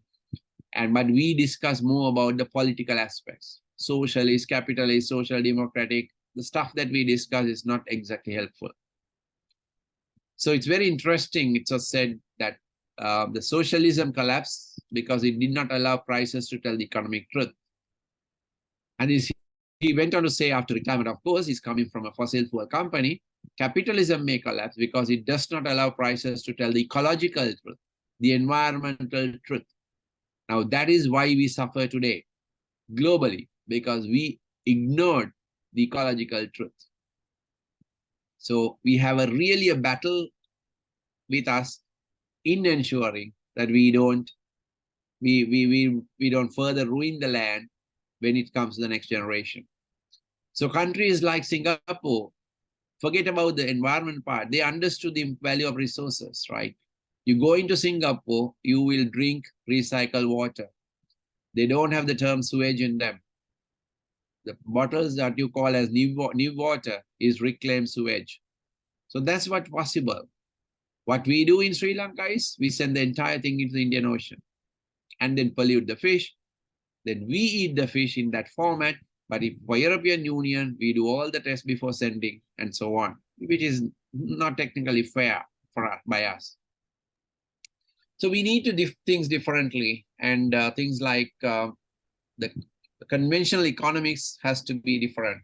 So like Bhutan, you see about gross national happiness, and things like nature, we can now use these are industry challenges. These are our topics in itself. I'll quickly close and we can take discussion. So you can see nature has given us a lot of world-class products, and actually the shark Phelps swimsuit actually was developed in Sri Lanka, right? So you can see Velcro, you can see the Japanese high-speed train, which from the Mecca, and you can see water harvesting, learning from the Namib desert beetle. You can see the robotics exoskeletons, learning from basically the rhinoceros beetle, Gomakuruminia. The මේක මම හිතන්නේ significant advancement එකක් වෙන්නේ. අපි කියන්නේ wheelchair එක අවශ්‍ය වෙන්නේ නැහැ ඉස්සරහට කෙලින්ම exoskeleton පාවිච්චි කරන්න පුළුවන් කියලා ඒ වගේ අවස්ථාවකට ඒ පුද්ගලයාට ලොකු වෙනසක් ඇති කරන්න පුළුවන් ජීවිතේ. ඒ වගේම ආර්ථිකය වෙනස් කරන්න පුළුවන්. හොඳ සෞඛ්‍යයක් තියෙන පුද්ගලයෙක්ට පවා මේ exoskeleton එකක් ඇඳාම කර්මාන්ත ශාලාවක් තුළ වැඩ කරනකොට තමන්ගේ බර වගේ 2.5ක ගුණයක්. This is 250%. You can just lift. And you can imagine the economy now. Korea uses this in harbor and so on in some places to actually improve the productivity of their workforce. So this knowledge came from nature. And like learning from nature again, things like from nanotechnology, where you don't need the washing clothes because clothes are kept clean. And that means you don't need detergents, you don't need water, you don't need washing machine, you don't need, or you need limited use. Just imagine this. This is what Japanese astronaut didn't change the underwear for a month, right? So these are examples. These are disruptive innovations. So we need to think, if you want to address the issue that environment has, we need to change our entire economic, the business models, and be closer to nature, don't go against nature. And for Sri Lanka, we have a lot of opportunities. For example, like this project that happened from EU. If you read, Sri Lanka has, it's not unfortunately Sri Lanka is not here, but in this case, knowing the biodiversity options Sri Lanka has, this book talks about 10 years, 100 innovations, 100 million jobs, all inspired by nature. And there are a lot of examples that Sri Lanka can really learn from. And of course, we can add our own stuff into this type of project. Sadly, we try to follow what has happened, the old blueprints. And even at the names of talking about economic bankruptcy, we still seem to follow the old script, which is quite strong. So finally, I think we have to have peace and prosperity. So when people have to own the economy, right? So this is a very simple truth. And at this stage, we can understand we don't own our economy, and we don't have an economy that we can be proud about anyway at this stage. So it needs to change. And then on top of it, this environment is now is creating havoc. So finally, this statement, we need to bring what Mahatma Gandhi said long before any of this, sustainability at what level? So Mahatma Gandhi was asked a question. It took Britain, how do you want the same lifestyle as the British when the independence given? He had a fantastic answer. He said, it took Britain half the resources of the planet to achieve prosperity because they were bringing resources from everywhere. Our railways was done to get tea from Nuwara to Colombo and to the harbor and to the Britain, right? So it took Britain half the resources of the entire planet. The empire, the sun never sets because they were in charge and they were extracting resources from whatever the place and taking it to the Britain. So for Indian, being a lot of people, how many planets will India require? So simple answer is, we just can't emulate prosperity in the current way. Sustainable consumption and minimalism and new thinking has to come in to nurture the 8 billion population and for the next generation. So thank you. with that, I suppose, I hope I open up the mind with few thoughts. Maybe we can discuss it further. Thank you. Thank you, Professor. මම හිතන්නේ ප්‍රශ්න තියෙනවා නම් we can go into a discussion forum. Governor, you are also there, right? Yeah, I'm here. I mean, we can give opportunity for the audience to ask some questions, no? Oh. Professor, ප්‍රශ්නයක් හැටියට පටන් ගන්නවා නම් දැන් අපි ඇත්තටම අපි කතා කරා ගොඩක් දේවල් ගැන. එතනින් මම හිතන්නේ විශේෂයෙන්ම අපි ඉන්ඩිවිජුවල් කෙනෙක් හැටියට කරන්න පුළුවන් දේ තමයි පුළුවන් තරම් අර කිව්වා වගේ අපි පරිභෝජනය කරන දේ පුළුවන් තරම් අඩු කිරීම සහ reuse and recycle කියන concept එකට අපිට යන්න පුළුවන් නම් මේ සර් එතකොට එහෙම කතා කරනකොට දැන් අපි එතනම දැන් අපුවා ප්ලාස්ටික් විශේෂයෙන්ම පෙට් බෝතල් අපිට මෙච්චර කොහෙමද තිබුණා වුණත් අපේ තියෙන මේ කර්මාන්ත ශාලාවට අවශ්‍ය තරම් පෙට් බෝතල් නැති වෙන එක ගැන. ඉතින් මේක මේ එකතු දැන් ඒකට අපිට ඉන්ඩිවිජුවල්ස්ලා හැටියට කොහොමද ඒ කියන්නේ තව දුරටත් දැන් සමහර අපි බොහෝ විට බෝතල් කලෙක්ට් කරන තැනට දාන තැන් තියෙනවා කොළඹ වගේ නමුත් සමහර ප්‍රාදේශීය සභාවල එහෙම අරගෙන යන්නේ නැති තැන්වල අපි එහෙම කරන්නේත් නැහැ අර කිව්වා වගේ ගෙවල් වල පුච්චන උස්සන ප්‍රමාණයක් තමයි තියෙන්නේ දැනට එහෙම එකතු කිරීමට තියෙන ෆැසිලිටිස් මොනවාද සර් එහෙම නැත්නම් අපිට ඒක තව දුරටත් අපි ඉන්ඩිවිජුවල්ස් එහෙම නැත්නම් අපි කට්ටියක් එකතු වෙලා කරනවා නම් ඒ වගේ දෙයක් වැඩි දියුණු කරන්න අපිට මොකක්ද කරන්න පුළුවන් thank you. දැන් අතන අපිට පෙට් බෝතල් ගත්තම දැන් මොකද ඔය කර්මාන්ත ශාලාවට පෙට් බෝතල් මදි නිසා දැන් ඒගොල්ලෝ ඇත්තටම දීපෝයා ඒ කියන්නේ රට පුරාම වගේ එකතු කිරීමේ ක්‍රියාවලියට දැන් අපිට අලුත් තාක්ෂණ ගොඩක් තියෙනවානේ දැන් ඇප් එකක් පවා තියෙනවා ලංකාවේ කොතනද මේවා එකතු කරන තැන් තියෙන්නේ කියලා.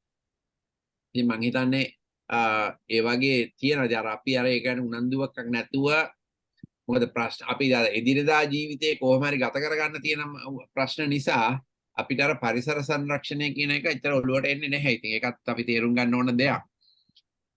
මේ නැත්තම් ඒක තමයි අපි දකින ප්‍රශ්නය. ඉතින් නමුත් ලංකාවේ දැන් පෙට් බෝතල් වලට ඔක් කරනවා වගේම ප්ලාස්ටික් වලින් පාරවල් කරනවා වගේම ඒ වගේම පෙට් ප්ලාස්ටික් වලින් පයිරොලිසිස් ප්‍රොසෙස් එක කරන අතරම අපේ ගොඩාක් යම්කිසි උදාහරණ ගොඩක් තියෙනවා අපිට සක්සස් ස්ටෝරිස් ගැන කියන්න පුළුවන්. නමුත් මූලික ප්‍රශ්නේ වෙලා තියෙන්නේ සමස්තයක් වශයෙන් ජනතාව එකතු වෙලා රීසයික්ලින් හැබිට් එක නැහැ. නමුත් ඔය ඉස්සර යුනයිටඩ් ස්ටේට්ස් වල කියලා තිබ්බා ඡන්ද දාන ප්‍රමාණයට වඩා රීසයිකල් කරන ප්‍රමාණය ඉන්නවා කියලා. නමුත් ලංකාවේ මං හිතන්නේ අපේ ඉන්න ජනතාවටත් වඩා ඡන්දේ සමහරලාට එකතු වෙනවා. ඉතින් අපිට අය කියන්නේ ප්‍රතිචක්‍රීකරණය කියන එකට ඒ තරම් උනන්දුවක් නැහැ. ඒක වෙනස් විය යුතුයි. නමුත් අපිට හිතන්න ගෙදරක් හැටියට ගත්තොත් අපිට 100ට අපි ගොඩක් කොතරම් ගෙදර අපි වේස්ට් ෆ්‍රී කරන්න එහෙම නැත්නම් වේස්ට් රීසයිකල් කරන්න අපිට අපේම ක්වොන්ටිෆිකේෂන් එක ගෙදර පරිසරය ගැන හිතක හැකි. අපි කොතරම් මේක කරනවද කියලා. Hello Lucky. Hi Ajith, how are you doing? Good to see you. Right, Good. so I want to add something to your, I think it was an interesting lecture. Thank you. Covered so many topics. We are about to initiate a plastic collection program, which would result in plastic credits. So credits meaning a bit like carbon credits, only we will make money from plastic. So actually this afternoon I had a meeting with the idea of using reverse logistics. So there are apparently 54 companies that are putting all this stuff from Coca-Cola, Unilever, whatever into the marketplace. And I said, well, we'd like to have a reverse logistics where they collect all the plastic back and that we would then apply for plastic credits. There's about 15 projects in the world. Thailand is leading it. There's nothing in Sri Lanka. But we will try and do this in Sri Lanka so that we will be able to go and get money from the world at large for plastic credits. That's in addition to my carbon credits program. So you know about all my programs. So just to put it out there to say that there are solutions which can involve all the people that are there. Yes, Lucky. The issue is now even EPR, Extended Producer Responsibility Scheme, it's just about getting traction. The website coming. Traction happens when they have money. So on the basis that we could perhaps get a credit, that would mean we don't have to go behind the EPR, extended producer responsibility and trying to get some money out of Coca-Cola, whoever in Sri Lanka. We would actually look at having data. So all I would look at is to collect stuff back from the distributors, and provided we can feed the data volumes that is required, we can then sell that credit to the world at large, to people like Danone or whoever internationally, and we would make a very interesting revenue stream actually. So it would enable, because what I've observed about Sri Lanka is that people do things when there's money involved. If there's no money involved, nobody does anything here. So let's make this a profit. And really, if we can actually combine a way to get women involved for them to sort those plastics, then women can actually earn some money. That would also be a bonus, because they are 70% of our women in this country are unemployed. So it would be a revenue stream for them. So just to put it out there, that really in Sri Lanka, nothing happens unless you have money, unfortunately. Yeah, now again, taking the human element out, we have now technologies. We are now currently right now at Moratua, we do work on use of AI and then plastic sorting. So mechanizing the whole process. In the pet system, there are trash to cash, where you put the bottle and get your money to the app, to the mobile phone to go shopping. So there are interesting things. It's just scaling as answer. But to me, exactly, most important one is this type of plastic is undergoing a transient existence. It's going to go on. I agree. So we need to expedite biodegradable plastic. And again, we have done it. Again, we have another research we just concluded with fruit waste to plastic, which is the greenest plastic. But you need bigger reactors and fermenters to do this in the large scale, because the scale plastics are required. Yeah, I do. But anyway, they will discuss with you separately. But it was a great lecture. Lucky, will you be able to share your contact detail, because we have few projects for women empowerment, and even on recycling plastic pet bottles. Ranjit, are you there? Do you like to share something that you're trying to do a project together with some other club? Ranjit, why in Ranjit Ranasinghe?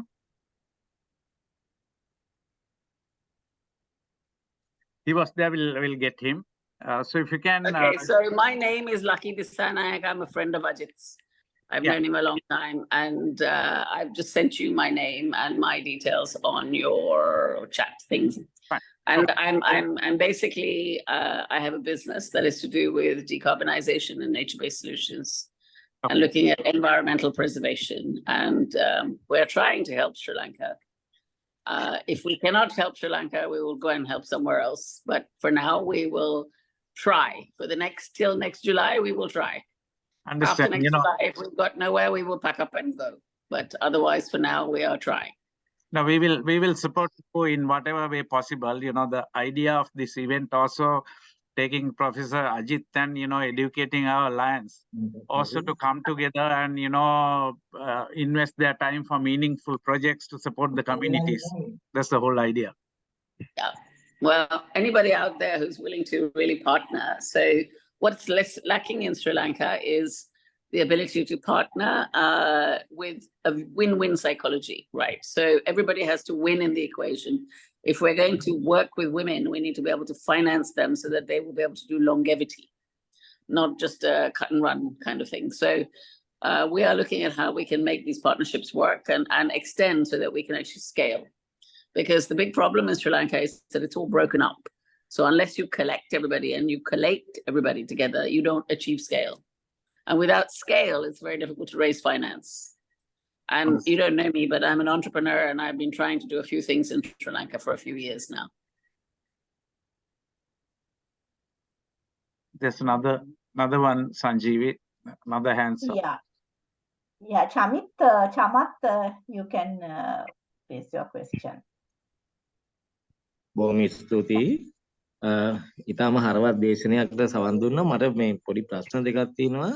මම දැනගන්න කැමතියි දැන් අපි කියමුකෝ බහුජාතික සමාගම කියන්නේ මේක recycle කරන ස්පීඩ් එකට වැඩිය වේගෙන් නිෂ්පාදනයක් වෙනවනේ. දවසකට මේ බොටල් මිලියන 2.4ක් විතර එක බහුජාතික සමාගමේ නිෂ්පාදනය වෙනවා. ඒ වගේ මේක වේස්ට් එක අපිට මේ රීසයිකල් කරන්න තරම් වේගයක් නැහැ. නමුත් නිෂ්පාදන වේගය වැඩි හින්දා කොහොමත් වේස්ට් එකක් වැඩිපුර එකතු වෙනවා. ඒකට නිෂ්පාදනය කරන මේ කියන්නේ ලෝකෙටම සමාගම් 3-4කින් කරන මහ විශාල නිෂ්පාදනය අවම කරන්න මොන හරි දෙයක් අපිට මේකේ බලපෑමක් කරන්න පුළුවන්ද? අනෙක් එක තමයි දැන් තවත් රටකින් හරි මොන හරි දෙයකින් කරන පරිසර මේට බලපෑමක් වෙන දෙයක් තව රටකට බලපානවා නම් අපිට ඒක මේ කියන්නේ ලෝක මට්ටමේ සජාතීන් සංවිධානය හරහා හෝ පරිසර සංවිධාන හරහා ඒක අපිට බලපෑමක් කරලා ඒක නවත්තන්න බැරිද කියන එක.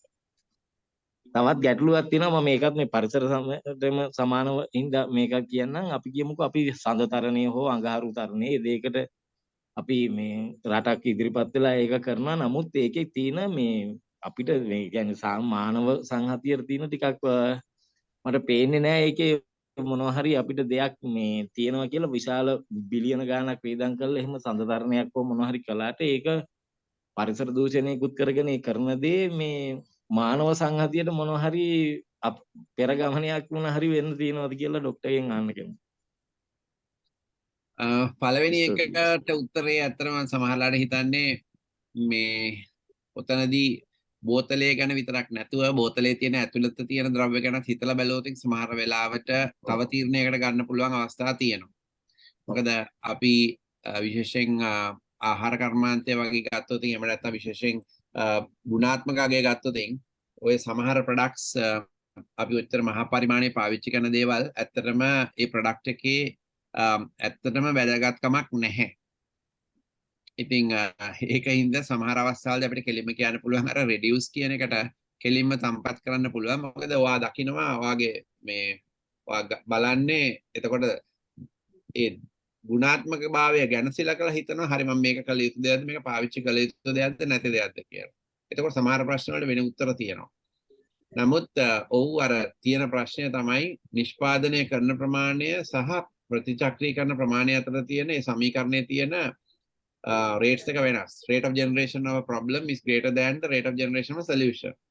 ඒ කියන්නේ rate of production is greater than rate of recycling. හරි ඒක පිළිගන්නවා චමත් මං හිතන හැටියට. නමුත් එතනදිත් ඒක තමයි අපි ටෙක්නොලොජි වල ස්කේලිං අප් කියලා කියන්නේ. මොකද අර කෙලින්ම ඍජු ආදායමක් ලැබෙන නිසා බිස්නස් මොඩල් එකට කෙලින්ම බලපාන නිසා ඒ ක්‍රමවේදය නිසියාකාරව ඉදිරියට ස්කේල් වෙලා හැදිලා තියෙනවා. මම ඒක ගැන ඒතර ගුණාත්මකයෙන් බැහැර වෙලා තාක්ෂණික ගත්තොත් ඒ තාක්ෂණ ක්‍රමවේදය දියුණු වෙලා තියෙනවා අර වගේ නිෂ්පාදනයක් කරා යන්න. මොකද ඒ සැපයීම සඳහා සැපයීමට හරි වෙන විදිහට. නමුත් පරිසරයට තියෙන අවශ්‍ය හැකියාවකට අර අනිත් තාක්ෂණය ලෑස්ති වෙලා නැහැ. මේක තමයි තියෙන ප්‍රශ්නේ. ඉතින් මම උතනදී දකින්නේ ওই බෝතලයට තියෙන ලොකුම උත්තරය වෙන්නේ අපි එකවරක් පාවිච්චි කරන බෝතලයක් අවුරුදු 500ක් පරිසරයට මුදාහන්න තියෙනවා නම් දැන් අපිට විකල්පයක් තියෙනවා නම් බයෝඩිග්‍රේඩබල් ප්ලාස්ටික් කියන එක ඒ ක්‍රමවේදයට පිවිසෙන එක තමයි මං හිතන්නේ ඉක්මනටම කළ යුතු දේ. ඒ අතරතුර අපි අනිත් ක්‍රමවේද තමයි එකයි දැක්කේ අපි පෙට් බෝතල් රීසයිකල් කරන හොඳම කර්මාන්ත ශාලාවක් ලංකාවේ තියෙනවා. ඒක ලෝකෙ දෙකයි තියෙන්නේ. අපේ process එක මං හිතන්නේ වඩා හොඳයි අනිත් තියෙන process එකකට වඩා එක step එකක් අඩුයි. නමුත් ඒක සාර්ථක වෙනවා. අපිට තියෙන ලොකුම අඩුපාඩුව දැන් එතනදී රේට් එක ප්‍රශ්නයක් වෙන්නේ නැහැ. බෝතල් ටික එනවනම්. මෙතන අවිලා තියෙන බෝතල් ටික ලැබෙන්නේ නැහැ.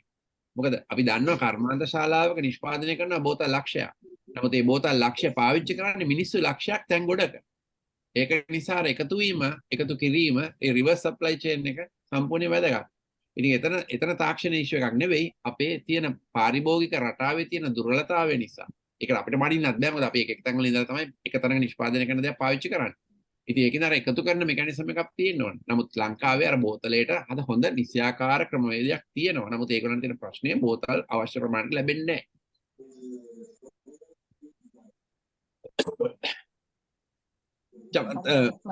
මම දෙවෙනි ප්‍රශ්නේ උත්තරේ ඉතින් දෙවෙනි ප්‍රශ්නේ උත්තරේ අපි හැමතිස්සම දකින දෙයක් තමයි අපේ human interest එක කියන එක අපිට අලුත් දෙයක් කිරීම සහ අපි තවත් ස්ථානයකට යන්න සඳ තරණය කියන එක දැවැන්ත ඉදිරි පියවරක් අපේ රට ඒ කියන්නේ අපේ මානව සංහතිය ඒ කියන්නේ වගේ දෙයක් කරොත් ඉතින් එතනදී මම දකින්නේ නැහැ පරිසර දූෂණය කියන එක සහ මේක ප්‍රයොරිටි එක අරගෙන නොකළ යුතු දෙයක් කියන එක එතනද කොහොමද බැලන්ස් කරන්න කියලා මොකද අපි ඔය කරන දේවල් හරහා තමයි අර මම එකයික විද්‍යාව හා තාක්ෂණය හරහා තමයි අද ලෝකයේ මේ තත්ත්වයට අවිල්ලා තියෙන්නේ.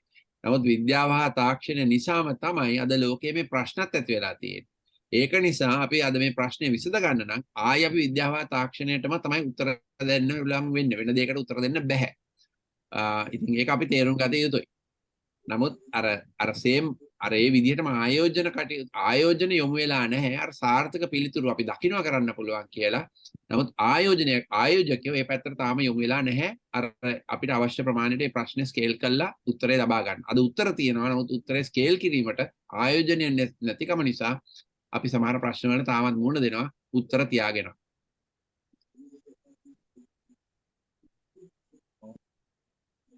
බොහොම ස්තුතියි ડોක්ටර් මම මේ අදහස් කළේ අර නිෂ්පාදනයේ වැඩි වෙන ප්‍රමාණය ඒක අපිට ඒ කියන්නේ මේ ලෝක පරිසර මට්ටමින් හෝ මොකක් හරි බලපෑමක් කරන කියන්නේ නිෂ්පාදනය අවම කිරීමේ ක්‍රමයකට අපි දැන් වෙනම දිරන ප්ලාස්ටික් කිව්වත් නමුත් ඒවයි වේස්ට් එකක් ඉතුරු වෙනවනේ ඒක අපිට දැන් ඔය ඉස්සර වීදුරු බෝතල් වල ඒ දේවල් පාවිච්චි කළාට පස්සේ මම හිතන්නේ ඒක නිෂ්පාදනය කිරීමේ අපහසුතාවයක් හෝ මොකක් හරි හින්දා වෙන්නේ නැති නමුත් අපි ඇයි ඒ දැන් ඒකේ ඇතුලේ තියෙන ද්‍රව්‍ය ගැන අපි වෙනම කතා කරන්නේ ඒක පරිසරයේ ගැනට හෝ මේ සෞඛ්‍ය ප්‍රශ්නයක් හින්දා නමුත් මේ අර පරිසරයට වැටෙන හින්දා අපි මේක කතා කළොත් ඒ නිෂ්පාදනයේට මුකුත් බලපෑමක් කරන්න බැරිද සමාගම් දෙක තුනක් මෙච්චර කරන එකේ අපි දැන් මිනිස්සුන්ට ඒවට කියනවා තමයි ඉතින් මම මේක හිතන්නේ ඔව් හැබැයි චමත් මම ඒවට තමයි මම හිතන්නේ අපි දකින්නේ දැන් ඔය දැන් මම හිතන්නේ අර plastic credits කියන එක හරි එහෙම නැත්නම් දැන්ට තියෙන EPR එක extended producer responsibility කියන එක හරි ඒ වගේම බලපෑම් ඇති කරනවා කර්මාන්තවලට මොකද දැන් ඒගොල්ලෝ ඔය කියන කර්මාන්ත ශාලා ඇත්තටම ගොඩක් උත්සාහ කරනවා ඔය ඒගොල්ලෝ දන්නවා ඒගොල්ලෝ නිෂ්පාදනය වෙනවා කියලා ඒගොල්ලෝ දන්නවා පරිසර දූෂණයට වෙනවා කියලා නමුත් ඒගොල්ලෝ ගොඩක් උත්සාහ කරනවා ඒ බෝතල කොහොම හරි නැවත පාවිච්චියට ගන්න හරි ඒක කරන්න ඒගොල්ලෝ උත්සාහ ගන්නවා ඒ කර්මාන්ත ශාලා උත්සාහ නොගන්නව නෙවෙයි නමුත් අර මං කිව්ව අර ප්‍රශ්නේ තියෙනවා මොකද එතනින් තමයි EPR කියන්නේ බෝතලයක් ගන්නකොට බෝතලයට වැඩිපුර ගාණක් ගෙවලා එහෙම නැත්නම් මේ බෝතලේ ආපහු රිටර්න් කරාම මේ බෝතලේ රුපියලක් ආපහු ලැබෙනවා කියන තත්ත්වය ඇති කරනවා නම් ඒ වගේ ක්‍රමවේදයන් හරහා තමයි ඉතින් ওই ප්‍රශ්න වලට උත්තර ලබා ගන්න හදන්නේ. මේ ડોක්ටර් මේ යන ක්‍රමවේදය අනුව කියන්නේ කොයි විතර කාලයකදී අපිට දැන් මේ මුළු ප්ලාස්ටික් කවදා හරි අපි එපා කියන මට්ටමකට ඇති වෙන තව දැන් මෙහෙම වේස්ට් එක එකතු වෙලා තව අපිට භූමි ප්‍රමාණයත් එක්ක බැලුවාම කොච්චර කාලයක් විතර තව ඔරොත්තු දෙයිද මේක? ඒක තමයි කියන්නේ මූලික ගත්තොත් 2045 කියන එකට කතා කරලා තියෙන්නේ දැනට යන ප්‍රමාණය අනුව ගත්තොත් 2045 දී මූදේ ප්ලාස්ටික් වැඩි වෙයි මස්සුන්ට වඩා කියලා. ඉතින් ඒ 2045 කියන්නේ නැත්තම් වැඩි කාලයක වැඩි ඈතක නෙවෙයි තියෙන්නේ. ඉතින් ඒ තත්ත්වය එනවා කියන්නේ දෙවන්ත ප්‍රශ්නයක්. ඔව් ඒක තමයි. thank you ડોක්ටර් ඇත්තට මම හිතන්නේ දැන් අපි ඒක කරන්න දෙන්න තියෙන දේ තමයි අපිට පුළුවන් තරමින් ප්ලාස්ටික් පරිභෝජනය අපිට පුළුවන් තරමින් අඩු කරන එක සහ මේ රීසයිකල් ප්‍රොජෙක්ට්ස් වලට අපිට පුළුවන් තරම් එකතු කරලා දෙන එක තමයි මම හිතන්නේ දැනට අපිට කරන්න පුළුවන්. ඒ වගේම ක්ලබ්ස් අපි කතා කරන හින්දා මේ ලංකාවේ කොළඹ ඉඳන් හම්බන්තොට දක්වාම ප්‍රොජෙක්ට් එකක් හැටියට මම හිතන්නේ මේක ගවන අපිට හොඳට කරන්න පුළුවන් දෙයක් වෙයි. ප්ලාස්ටික් කලෙක්ෂන් එකෙන් අපි ක්‍රමවේදයක් තියෙන එකේ රීසයික්ලින් වලට තියෙන එකේ ඒක අපිට මම හිතන්නේ අපි බොහෝ පිරිසක් කවර් වෙන හින්දා මේක හොඳ ප්‍රොජෙක්ට් එකක් වෙයි කියලා. ඔඩියෝ ඩිලෙක් sorry ගවර්නර් yes. නෑ අපි ඇවිල්ලා දැන් ඔය ප්ලාස්ටික් රීසයික්ලින් කට්ටිය කීප දෙනෙක් එක්ක කතා කරලා තියෙන්නේ ඊට අමතරව රංජිත් ඇවිල්ලා ඉන්නවා. රංජිත් ඔයගොල්ලන් අර කතා කරපු ප්‍රොජෙක්ට් එකේ මොකක් හරි ඉම්ප්‍රූව්මන්ට් එකක් තියෙනවද? පොඩ්ඩක් ෂෙයා කරන්න කැමතිද? Ranjith can you hear me?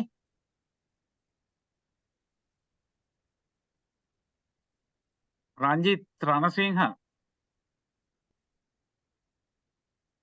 I think he can't hear.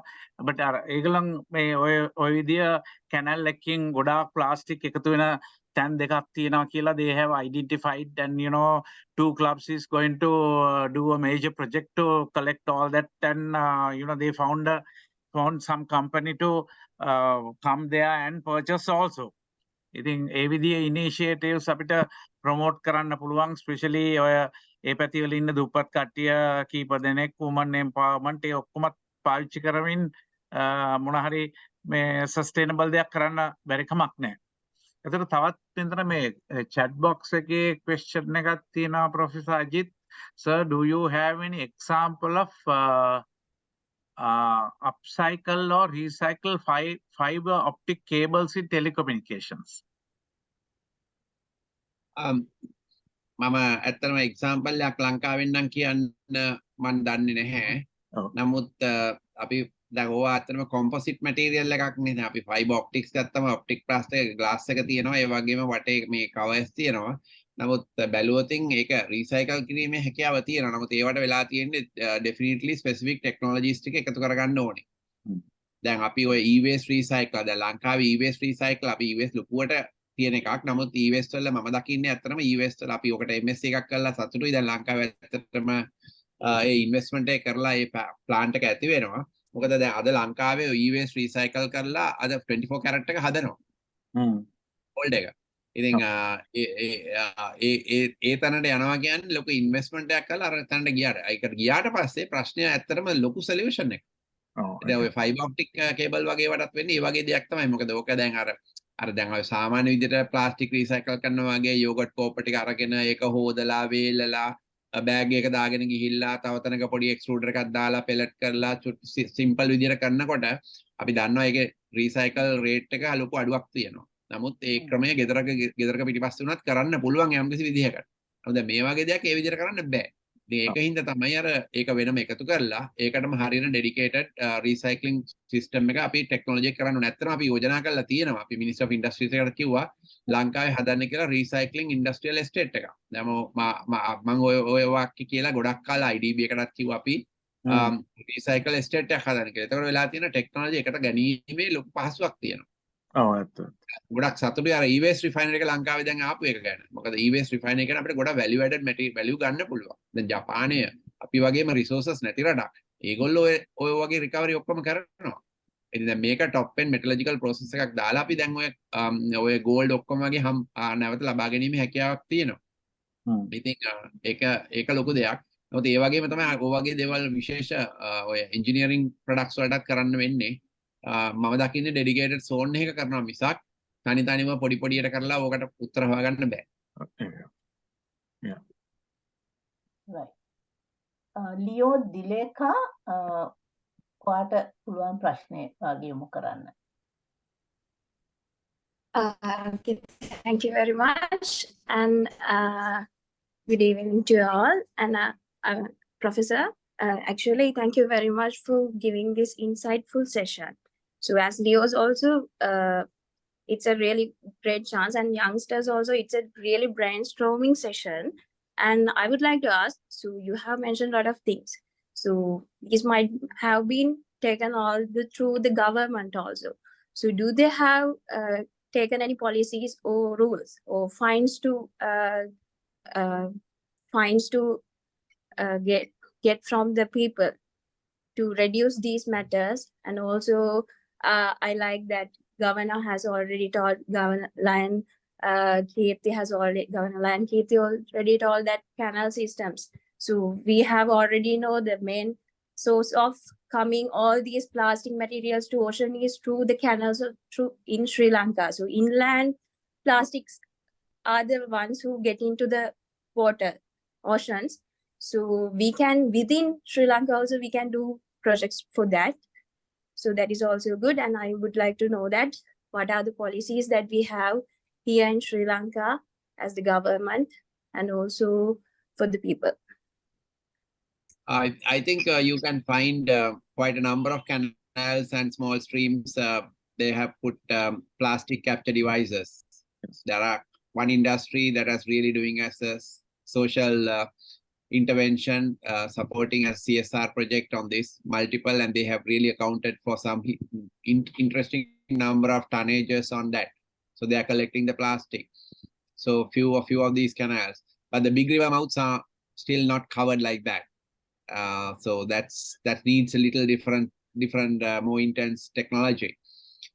So it's there, and it's not only the plastic coming from inland, like you have from fishery sector, disused nets, plastic nets, all that are also really putting a big load the rigiform packs from fishery vessels. So there's another contribution of plastic waste to the oceans directly from the ocean side, not coming from the inlet. But you can have these examples and you have to say, look, we have 103 rivers and the number of streams. You can see, look, how many we have covered. So you have a roadmap for doing that. And this is what I said, action-based, rather than cleaning the coast once a year and going and having a little bit of a tamasha, not doing that, but ensuring that what am I putting is a technology step, and that technology steps can be, if I maintain that, there's a solution in the long run. That is what we should try to do. We should not try to do events which only have a very transient benefit, maybe for 1 or 2 days.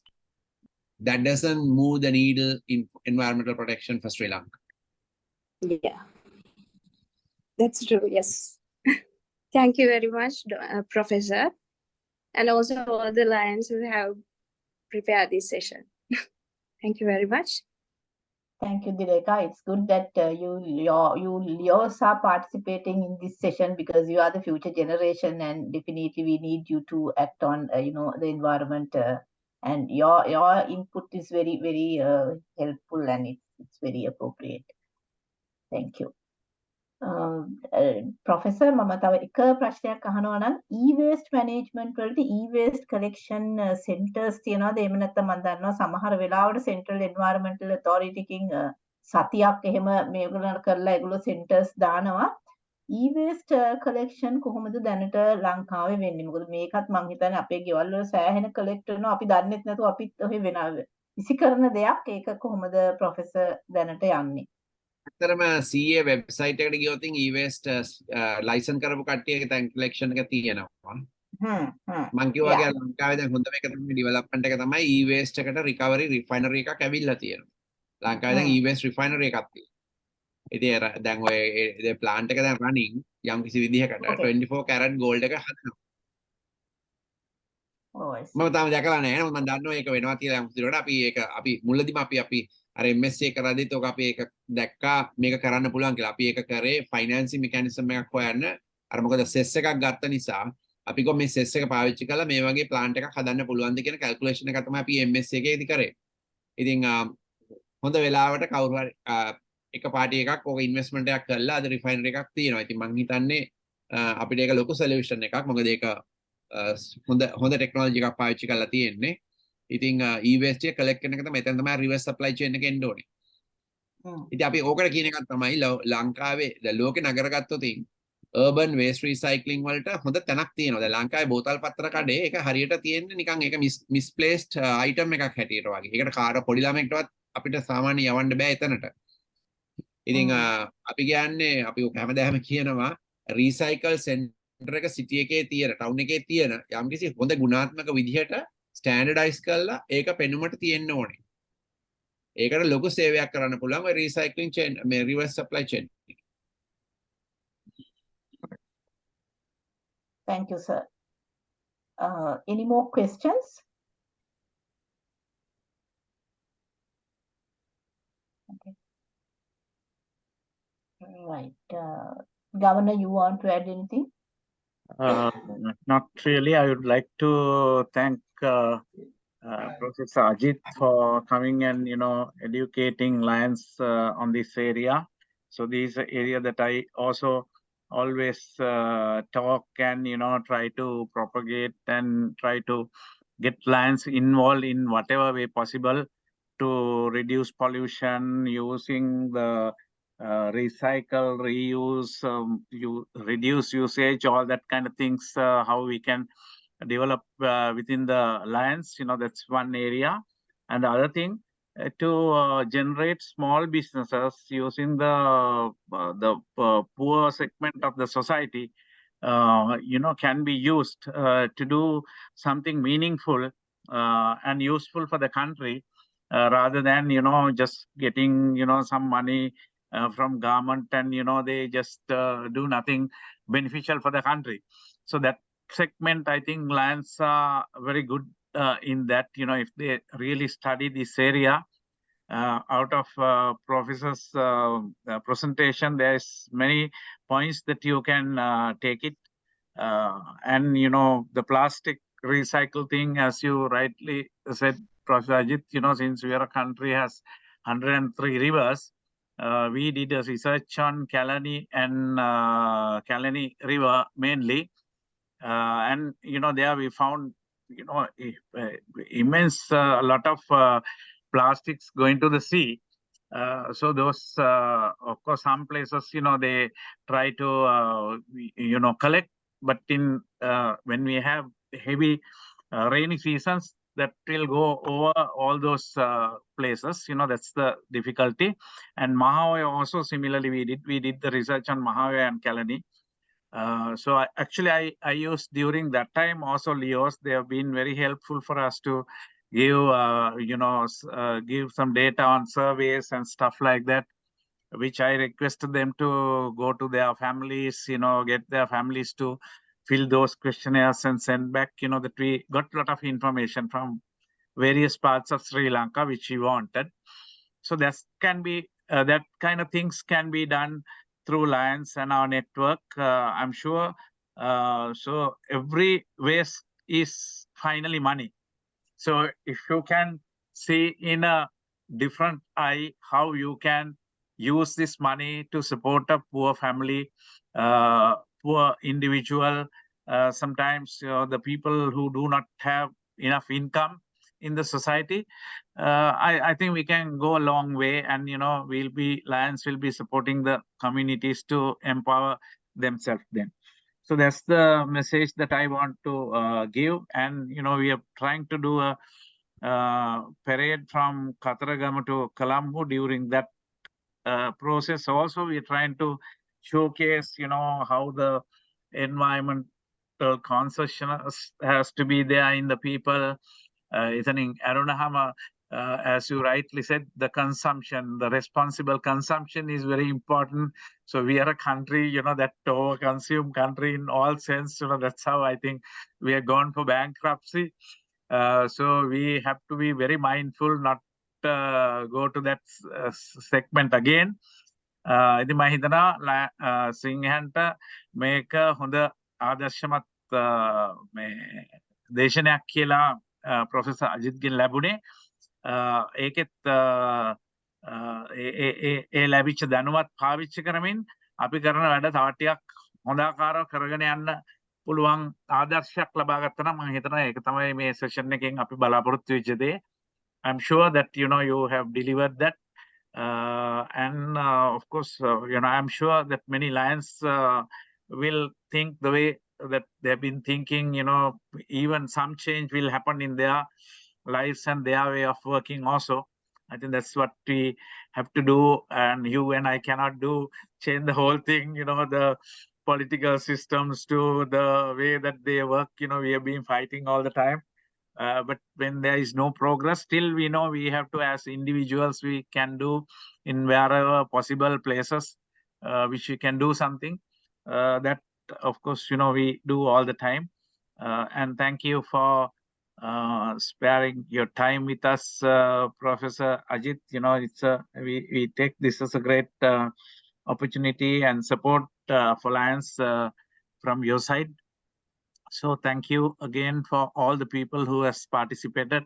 And today, of course, not only Lions and Leos, some bankers and, many people participated in this session. I'll be thankful to them also for taking time to participate in this session. Tilak and Sanjeev, may I just put a little bit of a challenge to you? Yes. Yes, sir. No. It would be nice if you get the young Leos or to get like this Japanese equivalent Kurukuru shop. Yeah. Because it's very easy to do. It's very easy to do. Right. We have the talent. We have those items. It would be nice if you can get a model shop somehow or other, if you can establish in one place. Yeah, Yes, sir. Yes. That's a good suggestion. That's a good thing. We'll try and do that. Thank you. Yeah. Definitely. Thank you, Governor. So thank you. I think thank you, sir. Thank you very much for accepting our invitation. I know how busy you are, and also how passionate you are about this environment. Not only now when you join University of Moratuwa after your PhD, I think that was like when we were there in the university. I still can remember the things that you have been talking to us about, the environmental preservation and the solid waste management and so on. So thanks a lot, and thanks a lot not only for being with us today, but being an change agent for the whole country. Thanks a lot. And I would also like to thank Governor for your guidance as always, and also the GLT team and even the region chairpersons and the zone chairperson for getting a good participation today. I think it's a good participation and it's a very good session for us as well. And lastly, but not actually lastly, I would like to thank all the participants here for being with us today in this 4-day evening. Thank you very much. Stay safe. Thank you. Thank you, Professor Ajith. Thank you. And we'll end the session, ne? Yes, yes, Governor. Okay, thank you. Thanks, Sanjeevi. Bye. Bye.